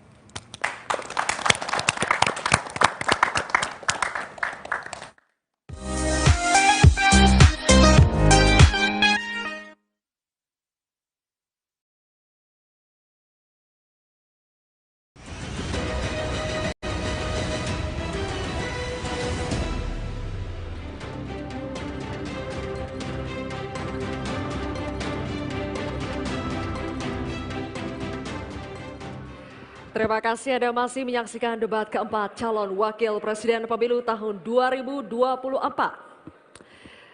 Bapak Ibu sekalian, di segmen keempat ini, ketiga calon wakil presiden akan saling tanya jawab.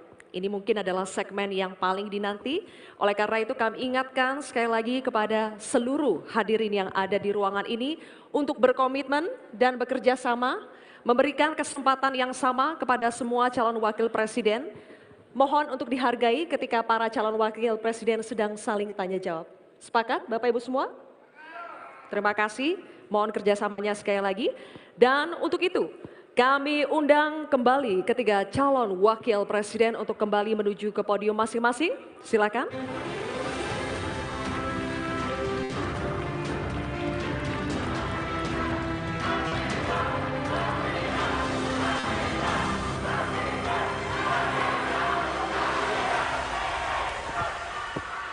Baik, Bapak-Bapak, cukup. Ini adalah segmen tanya jawab. Jawaban akan ditanggapi oleh calon wakil presiden penanya dan selanjutnya akan direspon kembali oleh calon wakil presiden yang menjawab. Sebelumnya, kepada para calon wakil presiden, kami informasikan kembali untuk melakukan tanya jawab sesuai dengan tema debat pada malam hari ini, yakni pembangunan berkelanjutan dan lingkungan hidup, sumber daya alam dan energi, pangan, agraria, masyarakat adat, dan desa.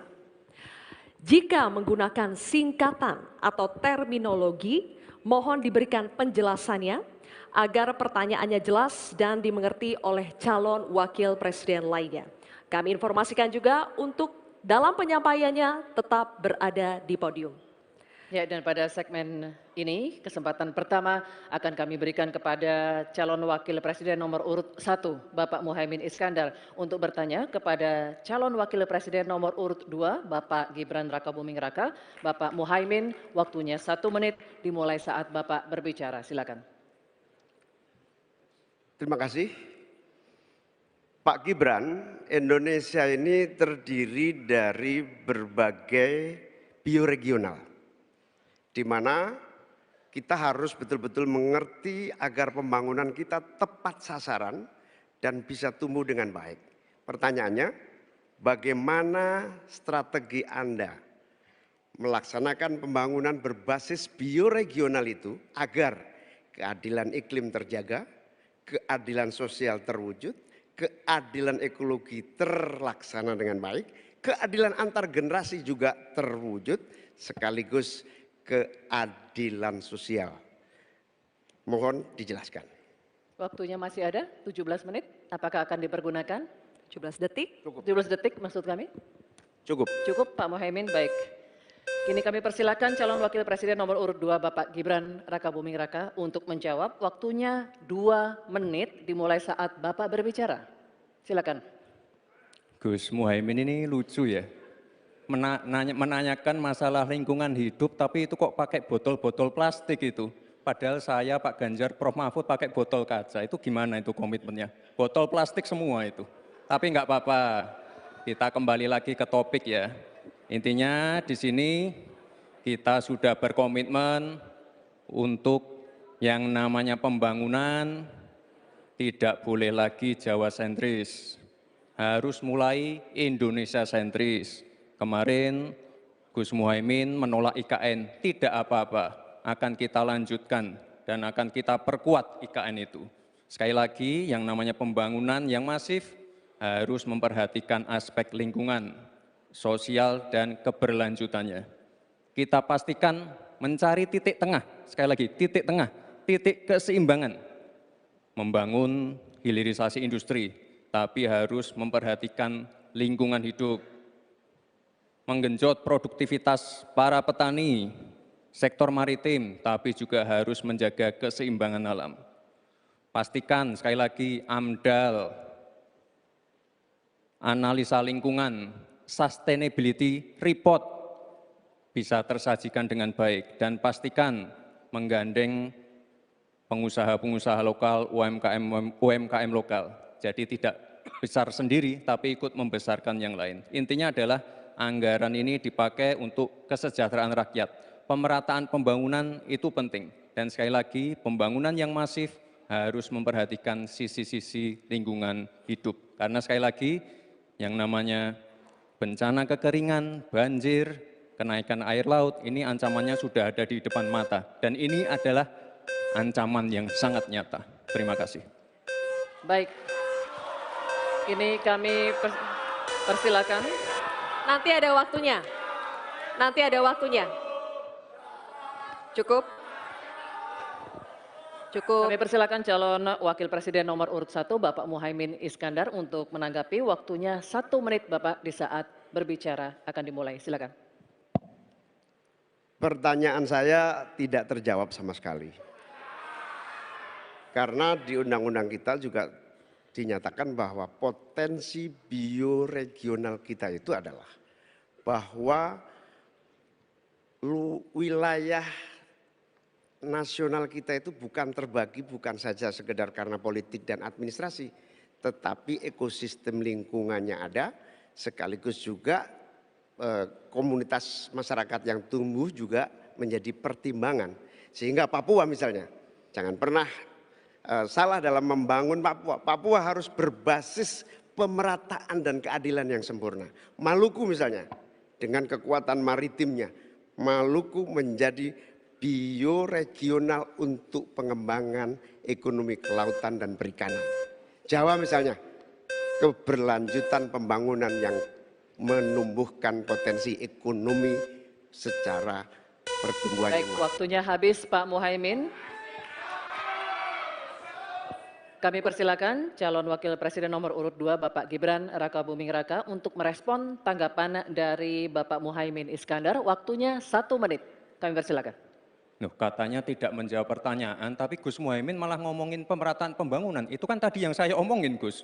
Pemerataan pembangunan yang tidak lagi Jawa sentris, harus Indonesia sentris. Pembangunan IKN sebagai simbol transformasi pembangunan Indonesia, Papua, dan lain-lain. Itu kan tadi udah saya jawab. Intinya sekali lagi, pembangunan tidak boleh lagi Jawa sentris, harus lebih memperhatikan masyarakat terutama yang ada di luar Jawa, biar bisa merasakan akses konektivitas yang lebih baik lagi, menurunkan inflasi, menurunkan Gini rasio, meningkatkan peluang kerja, menumbuhkan titik pertumbuhan ekonomi baru. Itu tadi kan udah saya jawab, Gus. Mungkin Gus Muhaimin juga tidak paham dengan pertanyaan yang diberikan ke saya. Mungkin itu kan dapat contekan itu dari Pak Tom Lembong mungkin ya. Terima kasih.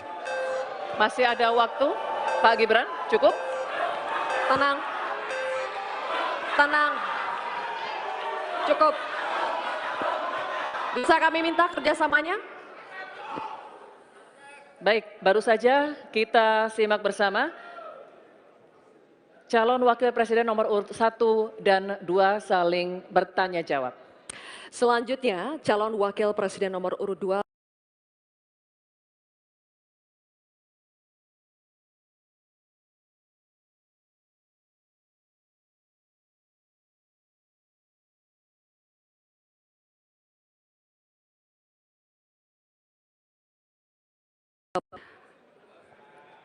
Masih ada waktu, Bapak Gibran. Aturan, istilah. Kami sampaikan kembali terminologi atau singkatan, mohon untuk dijelaskan.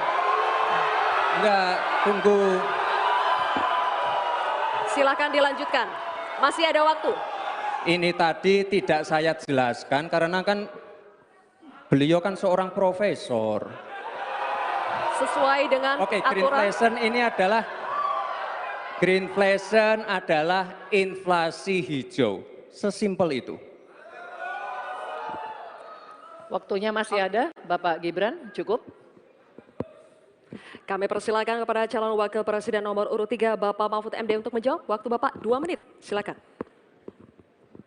Baik, untuk mengatasi inflasi hijau. Apa sih inflasi hijau? Itu kan ekonomi hijau.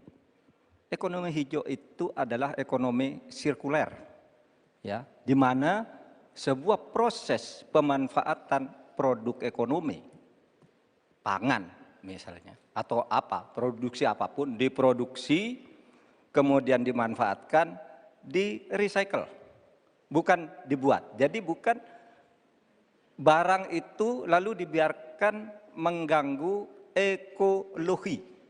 Nah, saya punya cerita, kalau bicara soal recycle seperti ekonomi hijau, saya merasa berbangga sebagai orang Madura. Karena orang Madura itu yang pertama dulu mempelopori ekonomi hijau, ekonomi sirkuler. Di mana orang Madura itu tuh yang memunguti sampah-sampah, menguti plastik-plastik lalu diolah. Sehingga sebenarnya ekonomi sirkuler itu sudah menjadi kesadaran masyarakat. Nah, oleh sebab itu, kalau untuk mengatasi inflasi itu tentu yang paling gampang kan kebijakan-kebijakan. Diatur saja jatahnya. Di sini kan harus ada data. Kecenderungannya di sini begini, kebijakannya harus begini. Kecenderungannya di sini begini, kebijakannya harus begini. Nah, itulah yang kita pahami tentang ekonomi hijau, ya, inflasi hijau dan sebagainya dan sebagainya. Nah, saudara, banyak hal yang harus kita lakukan. Karena misalnya ya, ukuran kemajuan ekonomi kita selalu diukur dari sekitar 5 hal. Misalnya pertumbuhan, kemiskinan, ketimpangan, dan 2 lainnya. Tetapi ada 1 yang harus ditambahkan, yaitu emisi. Baik Pak Mahfud, waktu Anda habis. Terima kasih. Selanjutnya, kami persilakan kepada calon wakil presiden nomor urut 2, Bapak Gibran Rakabuming Raka untuk menanggapi. Waktu Anda 1 menit, silakan.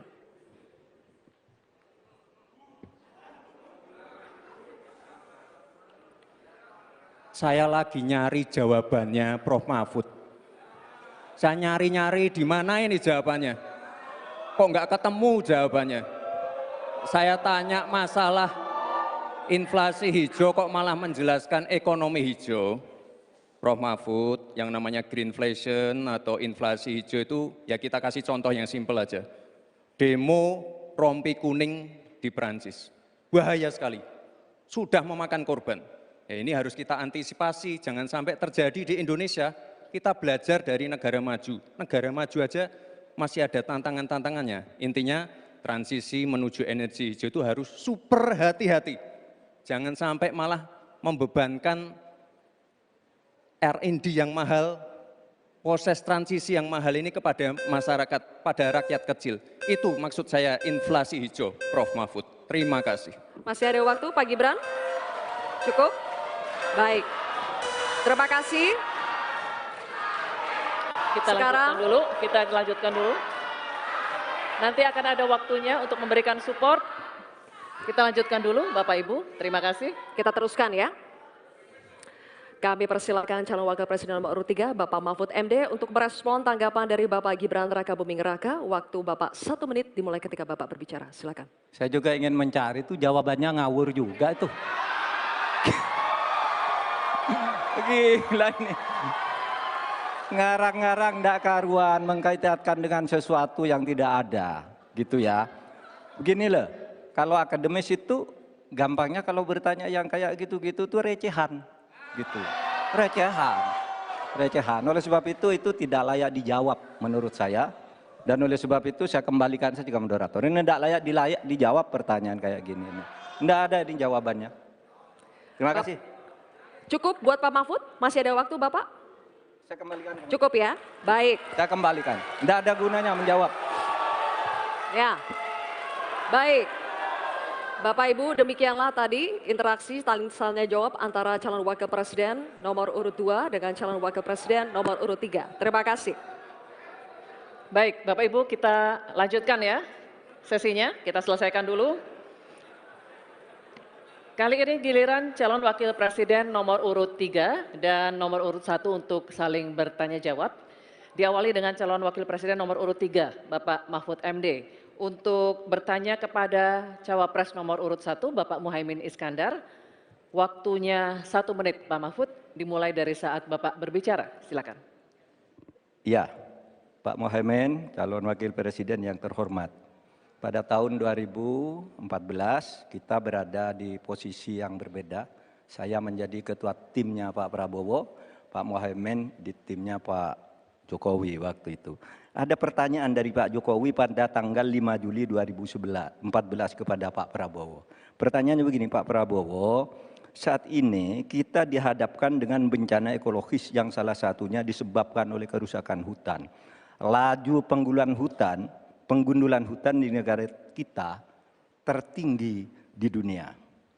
Nah, saat ini situasinya sama dengan tahun 2014, seperti yang kita diskusikan sejak tadi. Apakah Pak Muhaimin setuju bahwa kita telah gagal menghentikan kerusakan hutan dan juga food estate sesuai dengan penilaian Walhi dan Greenpeace? Waktunya habis. Selesai. Terima kasih. Kami persilakan calon wakil presiden nomor urut 1, Bapak Muhaimin Iskandar, untuk menjawab. Waktunya 2 menit dimulai saat Bapak berbicara. Silakan. Yang patut untuk bisa menjadi alat ukur adalah bahwa dari seluruh rencana mengurangi deforestasi itu adalah berapa prestasi untuk melakukan penghijauan atau reforestasi. Sampai hari ini saya setuju dengan Pak Mahfud, tidak ada keseriusan dan kesungguhan untuk itu. Bahkan mau menyediakan pangan nasional saja, kenapa tidak melibatkan petani? Malah juga melakukan penggundulan hutan dan gagal lagi. Karena apa? Karena tidak melibatkan masyarakat adat setempat, juga tidak melibatkan para petani, bahkan merusak keanekaragaman hayati kita.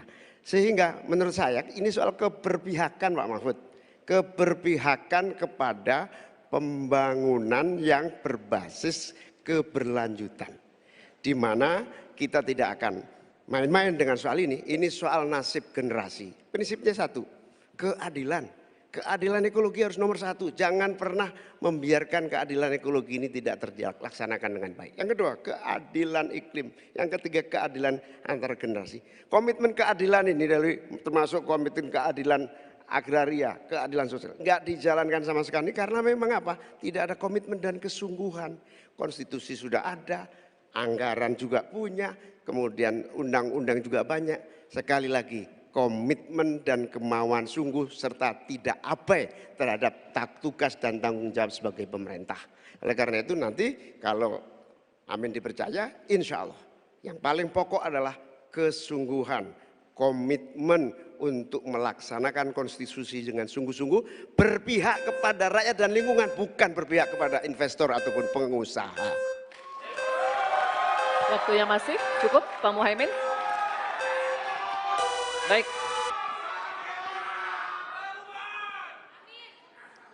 Kini kami persilakan Cawapres nomor urut 3 Bapak Mahfud MD untuk menanggapi, waktunya 1 menit. Baik. Mulai dari saat berbicara, silakan. Pak Muhaimin, ke depan itu menurut saya pemerintah perlu melaksanakan 2 putusan Mahkamah Konstitusi yang dulu saya yang membaca vonis itu dan mengetokkan palunya. Pertama, mengakui aktivis lingkungan itu sebagai subjek hukum. Itu putusan MK. Sekarang ini kalau orang bicara lingkungan ditangkap. Nah, itu berbahaya bagi kelangsungan lingkungan hidup kita. Lalu yang kedua, saya juga udah pernah tuh membuat putusan Mahkamah Konstitusi dan saya sendiri yang ngetok palunya agar definisi hutan adat itu betul-betul dibedakan dari definisi hutan negara. Karena definisi hutan adat yang sering dipakai sekarang itu sering menyingkirkan masyarakat adat dari lingkungan hidupnya. Selesai. Waktunya habis.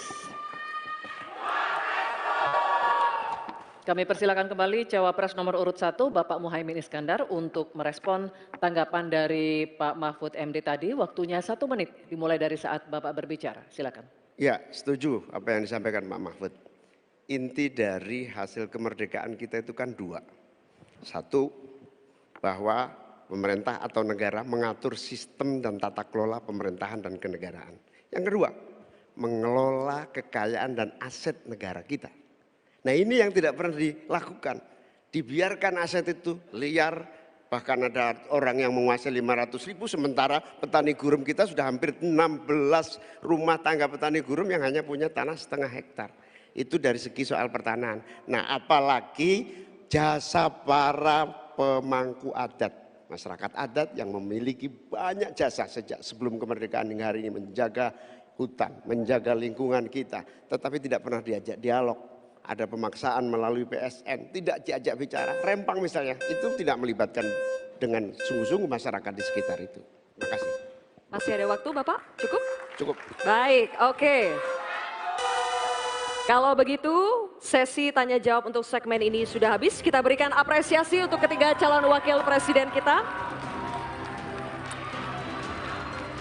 Hadirin sekalian, kita akan jeda sejenak dan di segmen selanjutnya ketiga calon wakil presiden akan kembali melakukan tanya jawab. Untuk itu tetap bersama kami di debat keempat calon wakil presiden pemilu tahun 2024.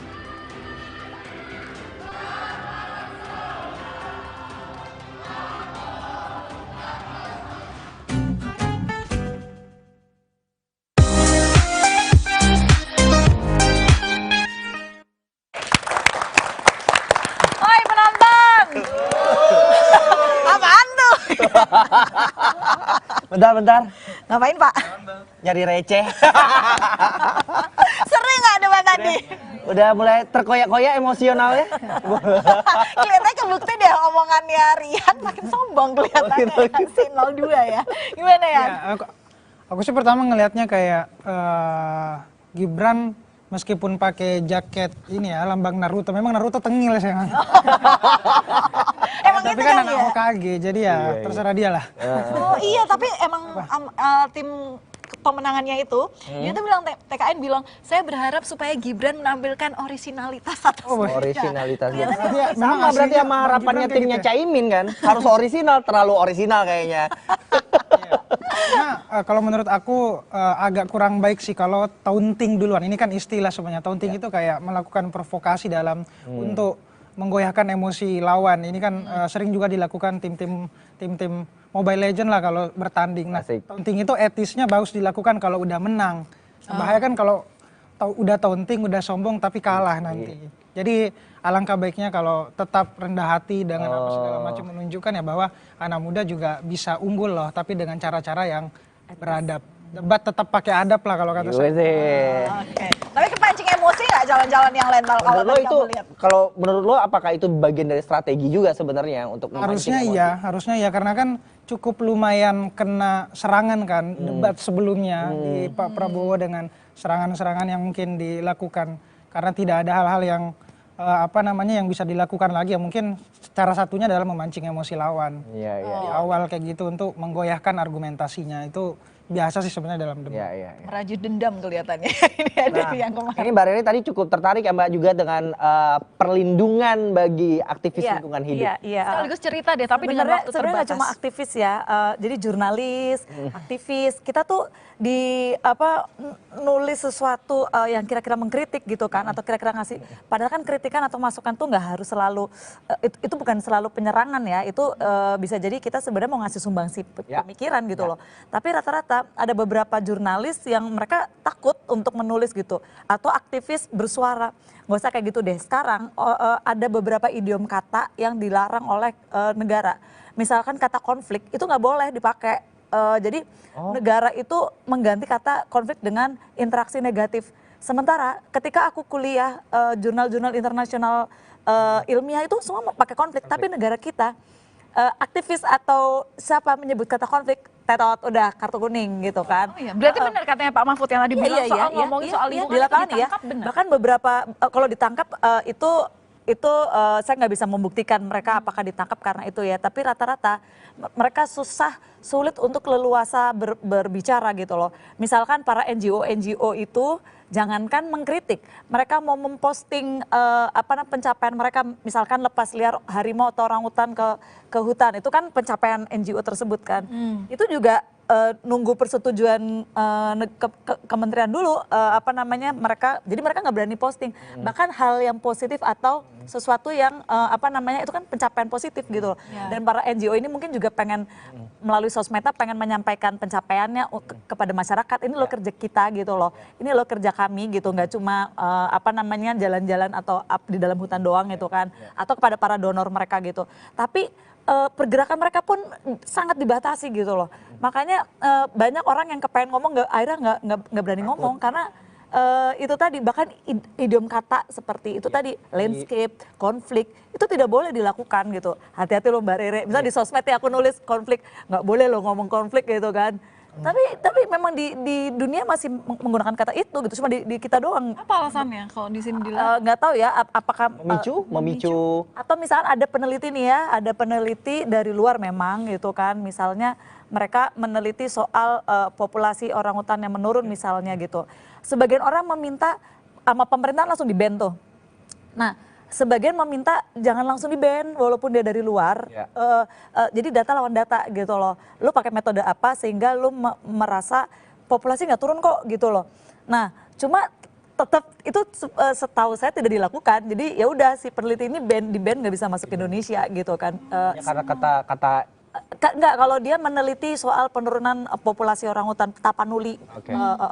Jadi kita akhirnya kami di grup WhatsApp para peneliti gitu kan juga akhirnya takut untuk nulis jurnal ilmiah gitu loh. Takut tersinggung, takut nggak boleh, takut dimarahin, takut di ini.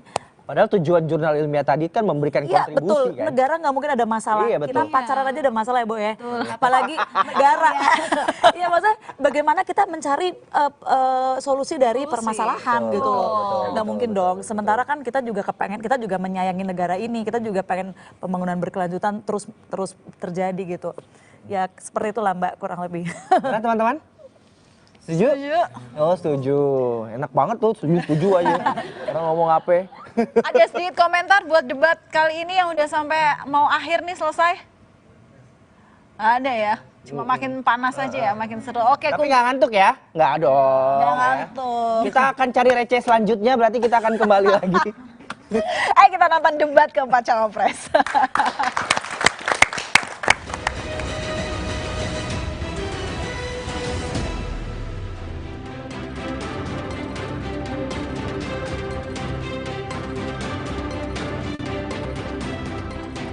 Terima kasih Anda masih bersama debat keempat calon wakil presiden pemilu tahun 2024. Dan kini saatnya kami undang kembali ketiga calon wakil presiden kita untuk kembali menuju ke podium. Silakan Bapak-bapak.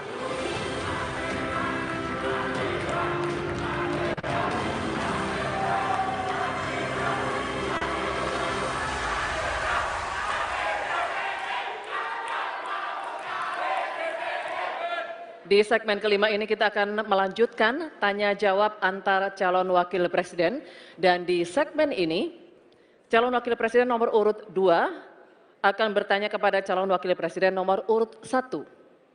Kembali kami ingatkan pula untuk melakukan tanya jawab sesuai dengan tema debat kita pada malam hari ini, yakni pembangunan berkelanjutan dan lingkungan hidup, sumber daya alam dan energi, pangan, agraria, dan masyarakat adat dan desa. Bapak-bapak jika akan menggunakan singkatan atau terminologi mohon disertai dengan penjelasan agar pertanyaannya menjadi jelas dan dimengerti oleh calon wakil presiden lainnya. Dan kami mohon selama penyampaian tetap berada di podium masing-masing. Baik, kami persilakan sekarang calon wakil presiden nomor urut 2 Bapak Gibran Rakabuming Raka untuk bertanya kepada calon wakil presiden nomor urut 1 Bapak Muhaimin Iskandar. Waktu Bapak 1 menit dimulai ketika Anda berbicara. Silakan. Baik, terima kasih Gus Muhaimin. Paslon nomor 1 dan tim suksesnya sering menggaungkan LFP, lithium ferrofosfat. Saya nggak tahu ini pasangan nomor 1 ini anti nikel atau gimana? Mohon dijelaskan. Masih ada waktu, Pak Gibran, apakah akan digunakan? Akan saya gunakan apabila pertanyaannya belum jelas. Bagaimana Gus? Cukup? Saya jelaskan juga nggak apa-apa. Singkatan dan terminologi mohon dijelaskan. LFP, lithium ferrofosfat. Tadi sudah saya bilang kan, lithium ferrofosfat. Itu sering digaungkan Pak Tom Lembong itu. Lithium ferrofosfat. Baik. Masih ada waktu untuk menjelaskan atau cukup? Cukup? Baik. Sekarang kami persilakan kepada calon wakil presiden nomor urut 1 Bapak Muhaimin Iskandar untuk menjawab. Waktu Bapak 2 menit dimulai ketika Anda berbicara. Silakan. Terima kasih. Tenang Pak Gibran. Semua ada etikanya. Termasuk kita diskusi di sini bukan tebak-tebakan definisi, tebak-tebakan singkatan.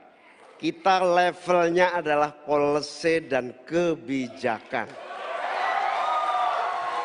Prinsipnya sederhana. Semua kembali kepada etika Pak Gibran. Etika, sekali lagi etika. Etika itu adalah etika lingkungan.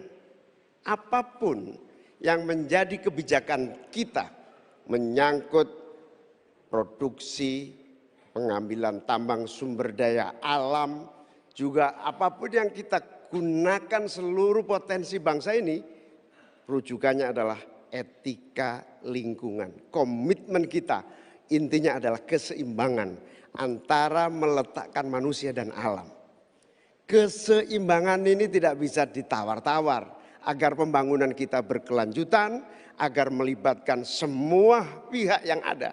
Tidak ada satupun yang tertinggal, sehingga produksi yang kita munculkan pun dari tambang, dari litium, dari apapun, itu tidak sembrono dan tidak sewenang-wenang. Bahkan yang lebih parah lagi, tidak mempertimbangkan lingkungan dan keberlanjutan masa depan. Sekali lagi, intinya bukan hanya etika lingkungan, tetapi etika bahwa forum ini adalah forum policy yang berharga. Jangan-jangan kalau kita tebak-tebakan definisi di sini, saya ragu kita ini levelnya SD, SMP, atau jangan-jangan ijazah kita palsu semua di sini. Ini yang mengagetkan. Jadi kalau tebak-tebakan, ya bukan di sini levelnya. Di sini adalah kebijakan kita untuk memimpin negara. Bapak Muhaimin, waktu Anda habis. Terima kasih. Selanjutnya kami persilakan kepada calon wakil presiden nomor urut 2 Bapak Gibran Rakabuming Raka untuk menanggapi. Waktunya 1 menit dimulai saat Bapak berbicara. Silakan.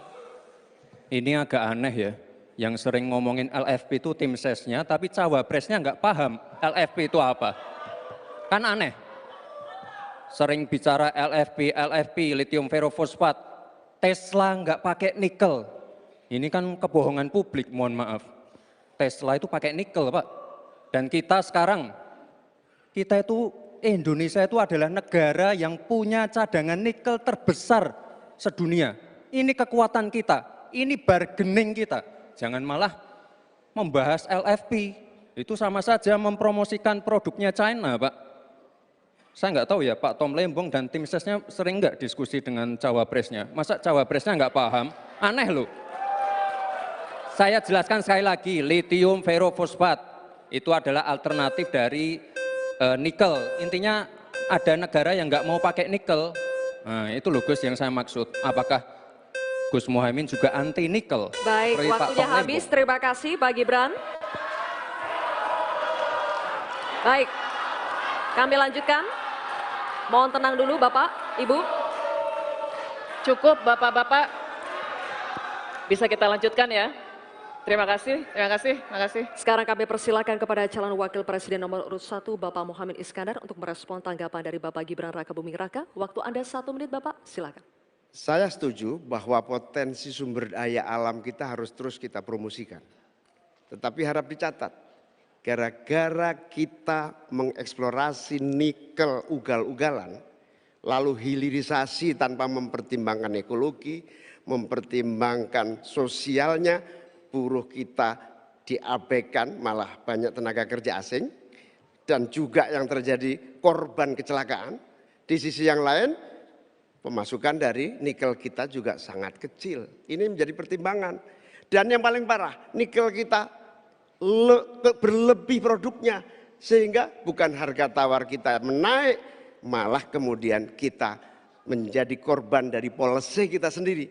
Sementara kita masa depannya menjadi tidak jelas, di sisi yang lain kita mengorbankan lingkungan dan sosial kita, sekaligus keuntungan yang sangat terbatas bagi negara.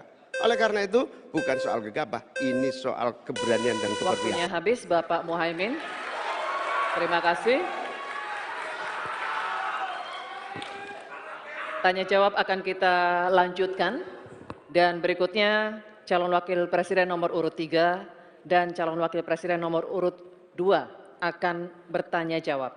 Untuk itu kami persilakan Cawapres nomor urut 3 Bapak Mahfud MD untuk mengajukan pertanyaan kepada Cawapres nomor urut 2 Bapak Gibran Rakabuming Raka.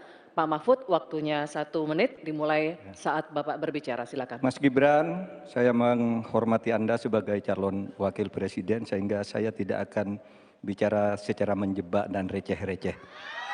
Saudara, pada tanggal 17 Februari 2019 dalam sebuah debat calon presiden, itu Pak Prabowo mengatakan bahwa Pak Jokowi itu menyampaikan tidak akan mengimpor komoditas-komoditas pangan jika nanti terpilih presiden. Ternyata kata Pak Prabowo nih, 4 tahun memimpin Pak Jokowi masih mengimpor dan itu merugikan banyak petani.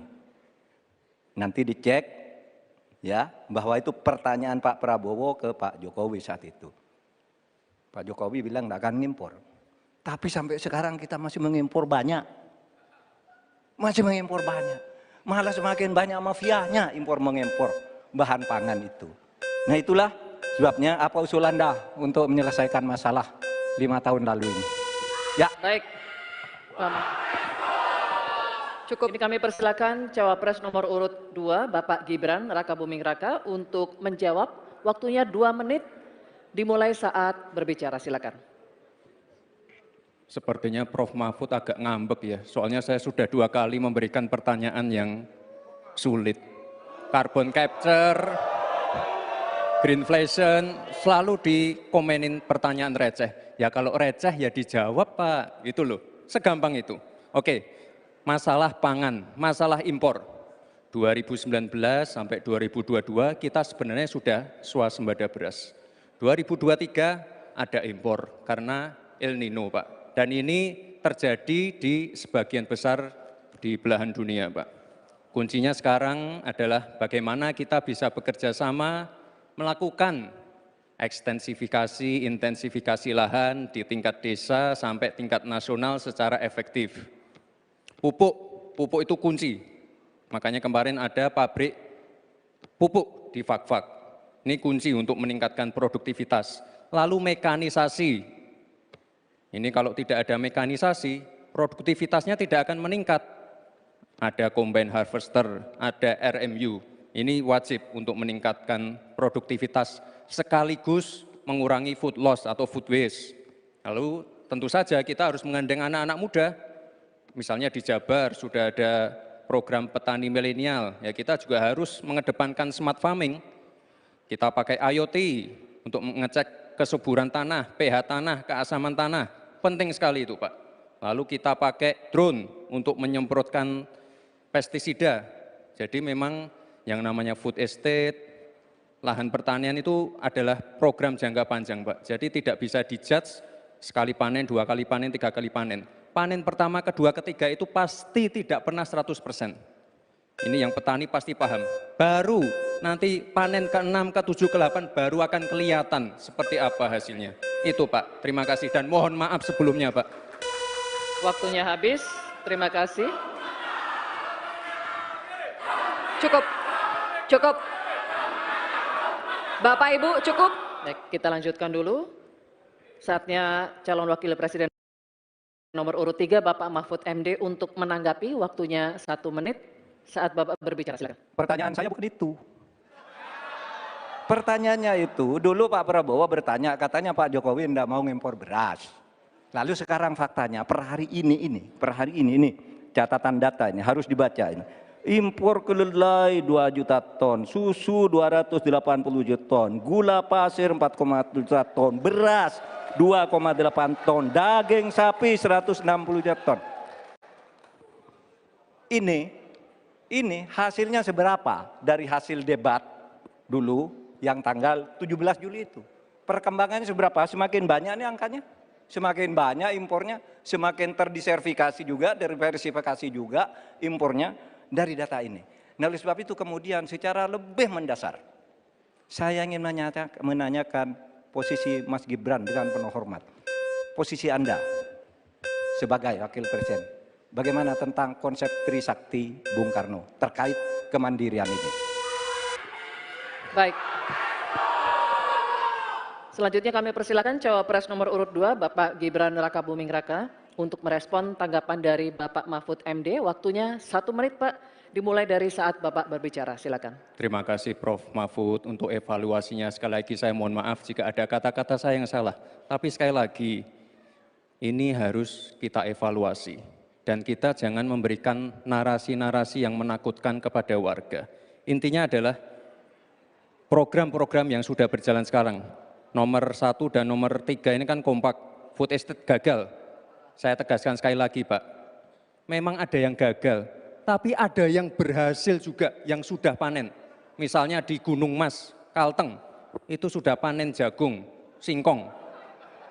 Itu Pak, cek saja nanti ininya, cek saja datanya. Intinya adalah warga jangan diberikan narasi-narasi yang menakutkan. Kita harus optimis Pak. Bapak-bapak ini adalah calon-calon pemimpin, harus optimis.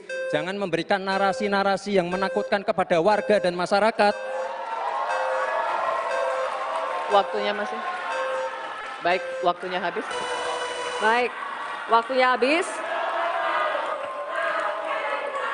Cukup, cukup, mohon kerjasamanya.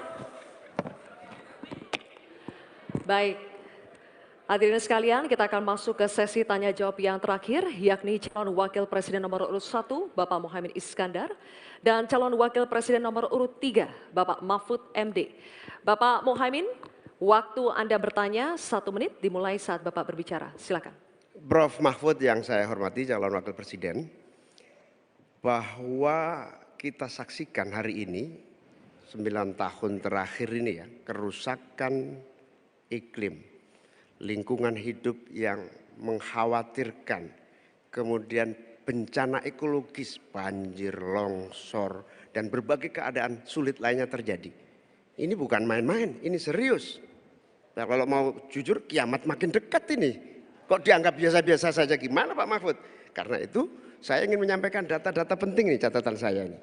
Konflik agraria semakin banyak dan tidak diatasi. Petani kita semakin kurang memiliki hak atas akses lahan, bahkan banyak yang masih 17 juta di bawah setengah hektar. Ini bukan soal nakut-nakuti, ini fakta yang harus kita atasi. Bagaimana menurut Pak Mahfud? Apakah ini kesalahan visi atau kesalahan kepemimpinan? Baik, masih ada waktu? Cukup? Oke, terima kasih. Selanjutnya kami persilakan kepada calon wakil presiden nomor urut 3, Bapak Mahfud MD untuk menjawab. Waktu Anda 2 menit, Bapak, silakan. Ya. data yang disampaikan Pak Mohaimin tadi sudah saya sampaikan di dalam opening speech bahwa konflik agraria, Pak, di kantor Polhukam saja itu sekarang 2.587 untuk ini. Apa? Untuk masalah Polhukam saja, belum yang laporan ke polisi, belum yang laporan ke BPN dan sebagainya, itu bisa puluhan ribu. Artinya data itu saya benarkan dan sudah saya katakan lebih dulu sejak tadi. Nah, persoalannya sekarang, bagaimana kita mau menyelesaikan itu? Begini, dulu di zaman Bung Karno itu ada undang-undang yang menyatakan bahwa tanah-tanah milik masyarakat adat itu supaya diberikan ke masyarakat adat. Nah, pada waktu itu pemerintah itu mempunyai Inspektorat Jenderal Agraria. Inspektorat Jenderal Agraria ini mengeluarkan KINAK namanya, Keputusan Inspektur Agraria, yang menyatakan bahwa tanah adat milik si A si B diberikan kepada masyarakat adat, kepada pemilik masing-masing. Nah, tetapi sesudah zaman Orde Baru muncul BPN, sehingga dikatakan bahwa yang disebut sebagai produk KINAK itu bukan bernilai sertifikat, sehingga menjadi mentah lagi, Pak, persoalannya. Jadi tumpang tindih sertifikat. Pada saat KINAK itu dikeluarkan, itu secara hukum sah. Tapi begitu ada Orde Baru, itu harus bentuk sertifikat dari BPN. Terjadi tumpang tindih, terjadi kasus rempang, dan sebagainya, dan sebagainya. Oleh sebab itu, menurut saya ini harus dibuat kesepakatan bagaimana cara menyelesaikan ini. Selesai. Baik Pak Mahfud, terima kasih. Selanjutnya, kami persilakan kepada calon wakil presiden nomor urut 1, Bapak Mohaimin Iskandar untuk menanggapi. Waktu Bapak 1 menit, silakan. Ya, banyak masalah yang menjadi kendala terlaksananya reforma agraria. Salah satunya birokrasi kita, kesungguhan politik kita, kemauan kepemimpinan. Di bawah presiden harusnya ada satu kelembagaan yang bisa mengelola reforma agraria dengan sangat sungguh-sungguh. Tidak dibiarkan terus-menerus. Yang pertama soal reforma agraria. Yang kedua soal lingkungan. Bencana ekologis di mana-mana. Saya tidak menyalahkan siapapun ya. Ini sebuah fakta yang harus kita antisipasi bersama dengan baik-baik. Bahwa kita sedang mengalami ancaman bahaya lingkungan dan krisis iklim yang sangat mengerikan. Panas global yang masuk kepada bagian dari mengakibatkan petani kita gagal panen, gagal tanam dan seterusnya menjadi masalah. Saya hanya mengajak Pak Prabowo, Pak Gibran, Pak Mahfud, Pak Ganjar, saya, Mas Anies, dan siapapun untuk kita sama-sama tobat ekologis, memperbaiki ke depan menjadi lebih baik lagi. Tobat ekologis penting untuk masa depan kita. Baik Pak Mohaimin, terima kasih. Sekarang kami persilakan kepada calon wakil presiden nomor urut 3, Bapak Mahfud MD, untuk merespons tanggapan dari Bapak Mohaimin. Waktu Bapak 1 menit, dimulai saat Bapak berbicara. Setuju, karena yang diusulkan Pak Mohaimin tentang lembaga reforma agraria itu memang menjadi salah satu bagian dari misi kami pada tahun ini. Jadi kami punya tim reformasi hukum nasional yang melibatkan pakar dari berbagai kampus. Kesimpulannya, masalah agraria ini harus ada sebuah badan khusus yang nanti menangani. Misalnya begini, ada sekian ribu kasus, ini yang berat dikategorikan 3 misalnya. Kita katakan, yang kategori 1 harus selesai dalam 6 bulan, kategori 2 selesai 6 bulan, kategori 3 selesai dalam 6 bulan. Lalu kita mulai lagi menata kehidupan kita di bidang pertanahan. Sehingga tadi proses deeding atau kesepakatan untuk KINAK dan sertifikat tanah itu akan menjadi bagian dari apa yang sudah kami rencanakan. Selesai. Oke, baik. Terima kasih Pak Mahfud. Baik, silakan berikan apresiasi untuk ketiga calon wakil presiden yang telah menjalani sesi tanya jawab. Hadirin dan pemirsa, usai jeda kita akan kembali dengan segmen pernyataan penutup dari ketiga calon wakil presiden kita. Tetaplah bersama debat keempat calon wakil presiden pemilu tahun 2024.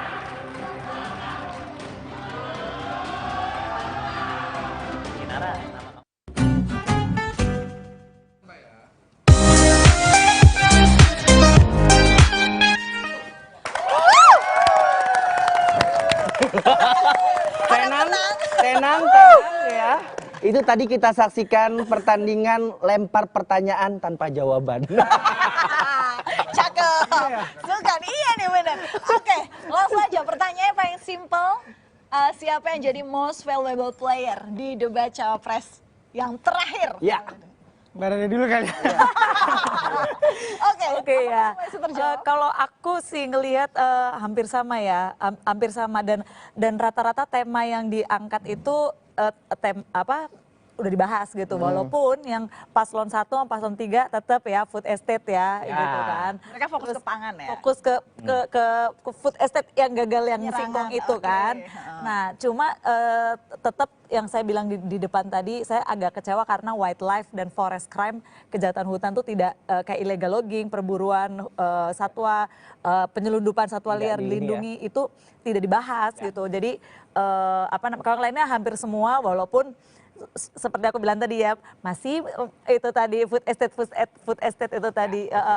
Tapi rata-rata hampir semua memberikan performa terbaik menurutku sih.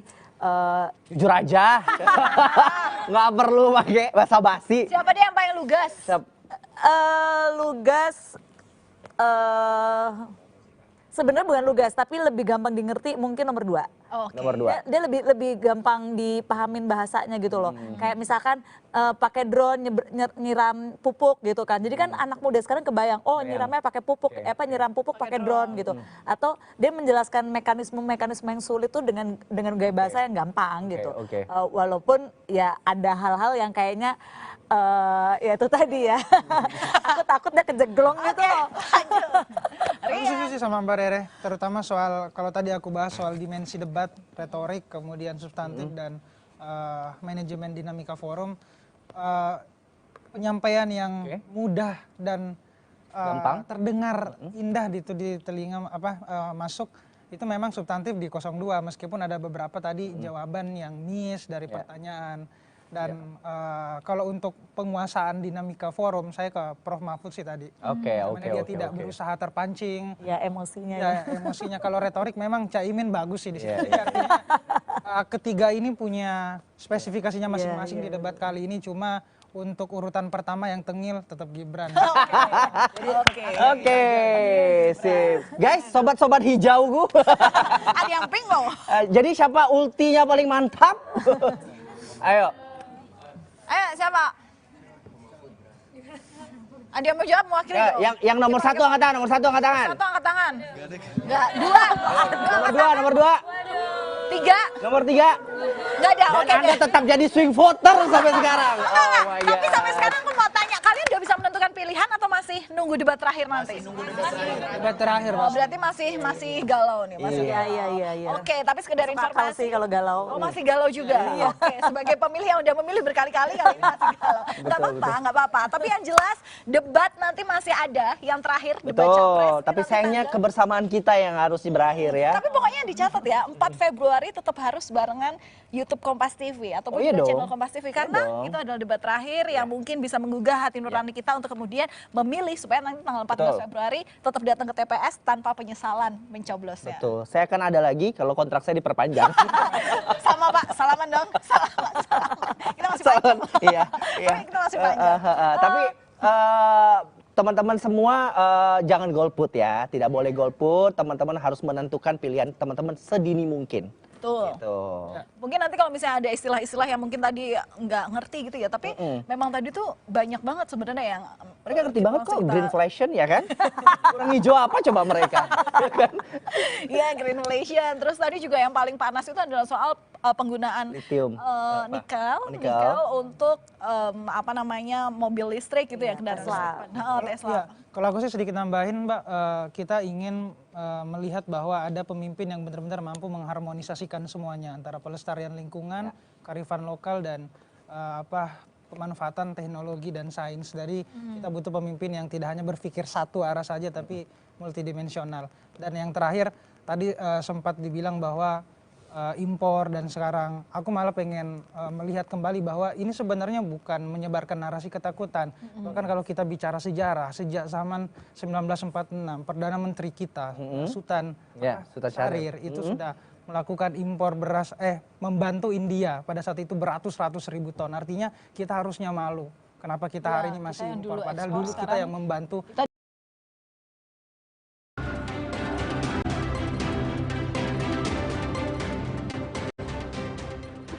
Terima kasih Anda masih menyaksikan debat keempat calon wakil presiden pemilu tahun 2024.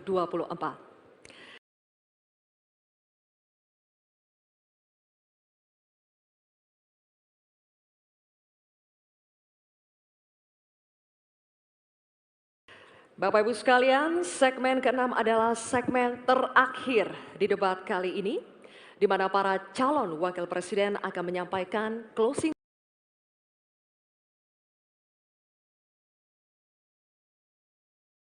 statement atau pernyataan penutup.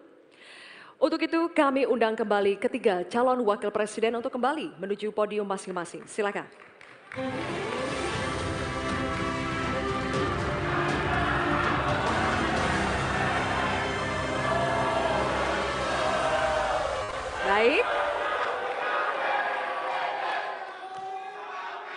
Baik, kita akan langsung memulai closing statement atau pernyataan penutup dari para calon wakil presiden.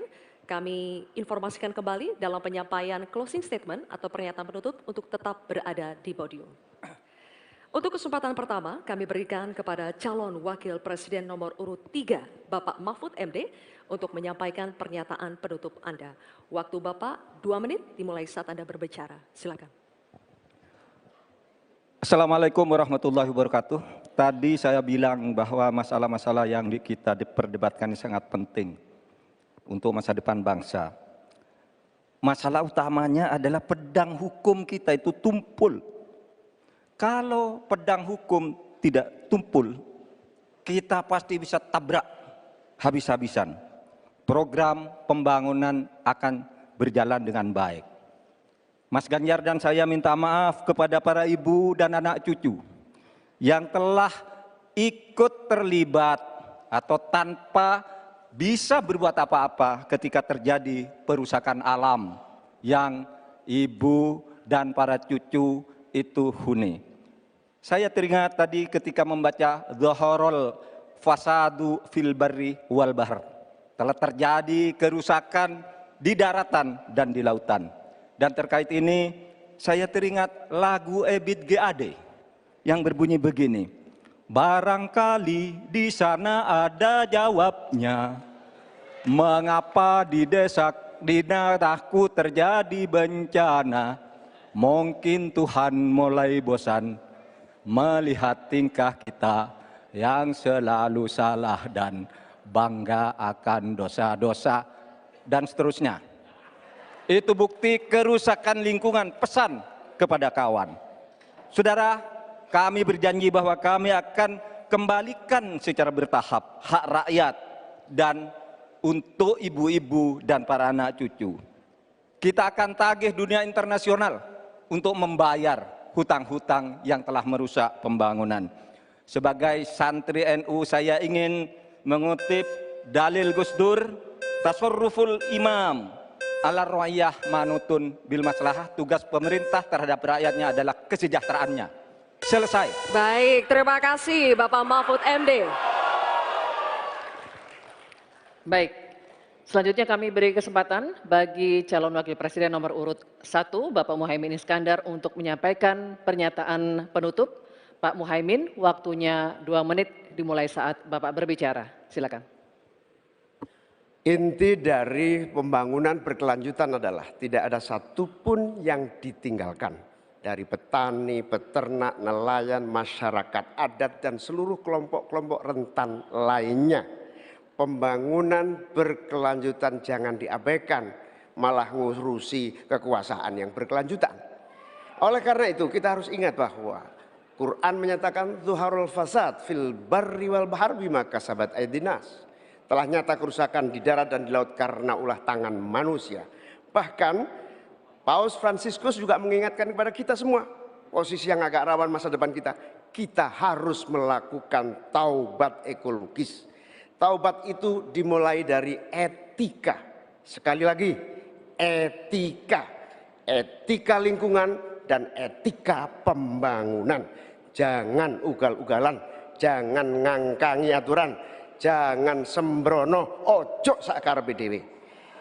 Saudara-saudara sekalian, insya Allah kalau Amin mendapatkan mandat, kita akan sungguh-sungguh. Yang pertama, kita akan anggaran untuk mengatasi krisis iklim, kita tingkatkan secara signifikan, termasuk riset sekaligus implementasi energi baru dan terbarukan.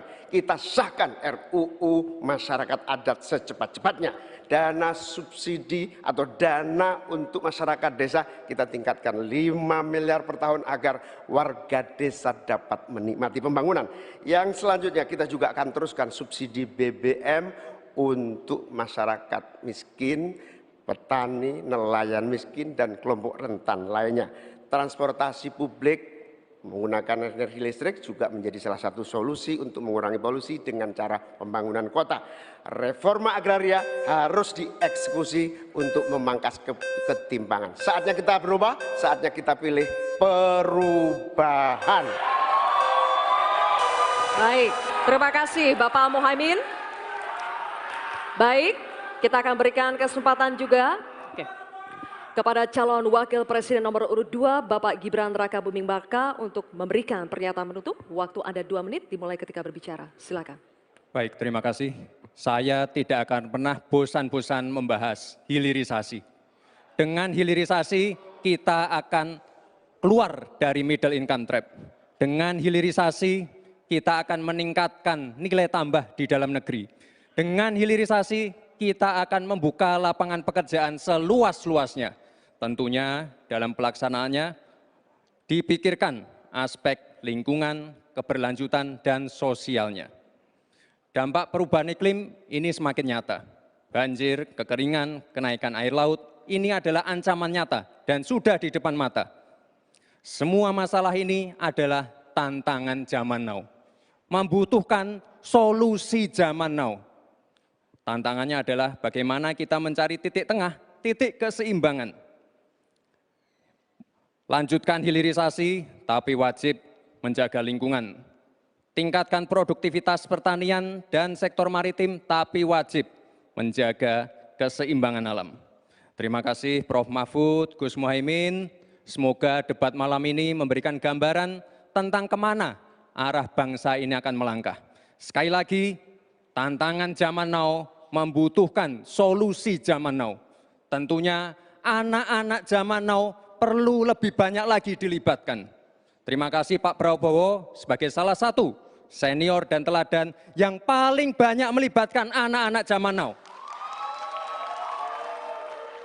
Langkah awal menuju Indonesia Emas, datang ke TPS, coblos nomor 2, Prabowo Gibran. Terima kasih. Mas Gibran masih ada waktu? Waktunya masih ada. Cukup atau lanjut? Cukup? Mas Gibran. Baik. Terima kasih. Silakan hadirin, saatnya kita berikan apresiasi untuk ketiga calon wakil presiden yang sudah menyelesaikan seluruh rangkaian debat pada malam hari ini.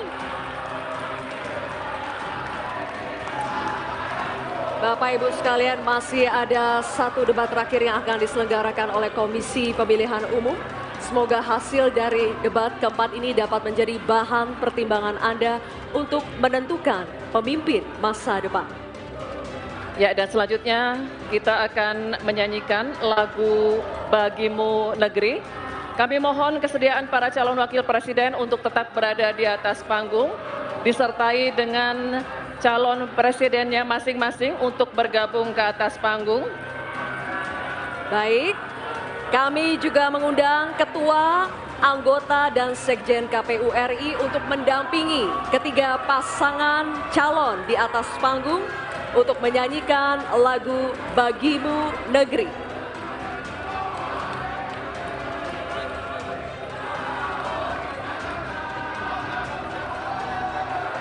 Hadirin sekalian, dimohon berdiri.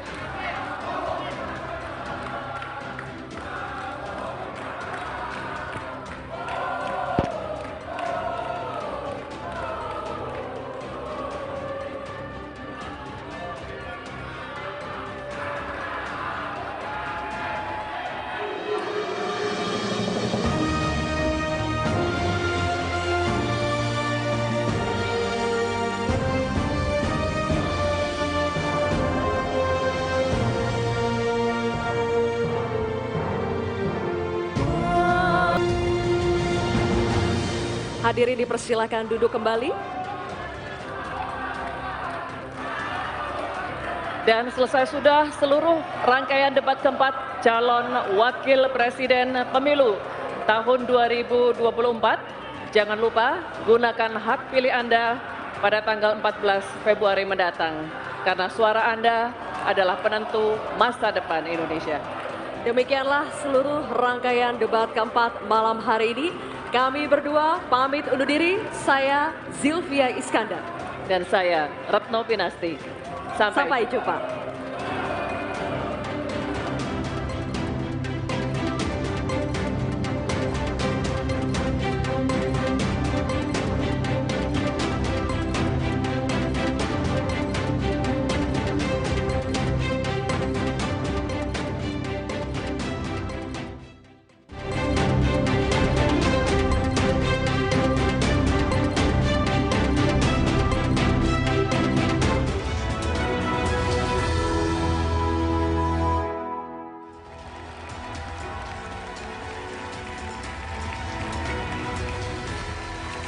Selamat malam saudara, Anda menyaksikan pasca debat Capres Cawapres 2024. Kita baru saja sama-sama menyaksikan bagaimana jalannya debat calon wakil presiden keempat yang berlangsung di JCC Jakarta. Dan kita akan langsung melihat situasi terkini di sana. Debat baru saja berakhir, kita lihat bagaimana calon presiden dan calon wakil presiden tengah menemui tim sesnya masing-masing sebelum meninggalkan venue debat di JCC Jakarta. Saya akan langsung bertanya bagaimana situasi terkini di sana. Ada rekan saya Cindy Permadi. Cindy.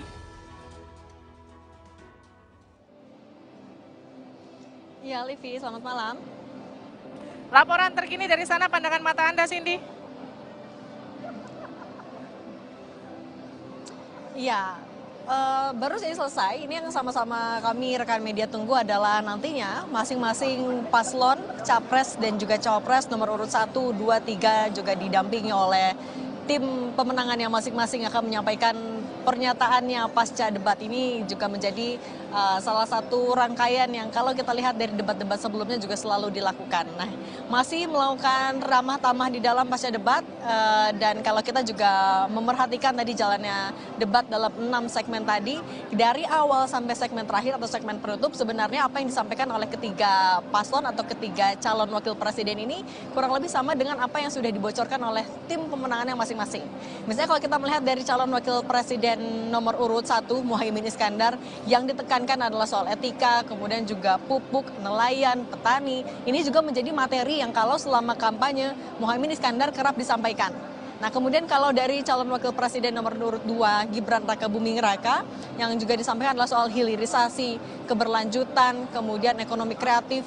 Bagaimana keluar dari middle income trap, ini juga adalah hal-hal yang kerap disampaikan oleh paslon nomor urut 2 ketika melakukan kampanye. Juga untuk nomor 3, calon wakil presiden nomor urut 3 Mahfud MD, sesuai juga sama apa yang sudah dibocorkan oleh tim pemenangannya, yaitu melihat dari background Mahfud MD akan menyampaikan gagasannya dengan menjadikan penegakan hukum sebagai landasannya. Nah, itu yang tadi kurang lebih disampaikan oleh ketiga calon wakil presiden, mendefinisikan visi, misi, dan juga program kerjanya dalam tema terkait dalam 6 segmen tadi. Yang masih sama-sama kami tunggu adalah ketiga calon wakil presiden didampingi calon presidennya dan juga tim sukses masing-masing menyampaikan bagaimana hasilnya, apakah mereka sudah saling sama-sama memenuhi ekspektasi dan juga target dari tim pemenangannya, kemudian juga bagaimana menanggapi masing-masing dan paslon lainnya. Livi. Menarik yang terjadi di sana sih di sepanjang jalan debat.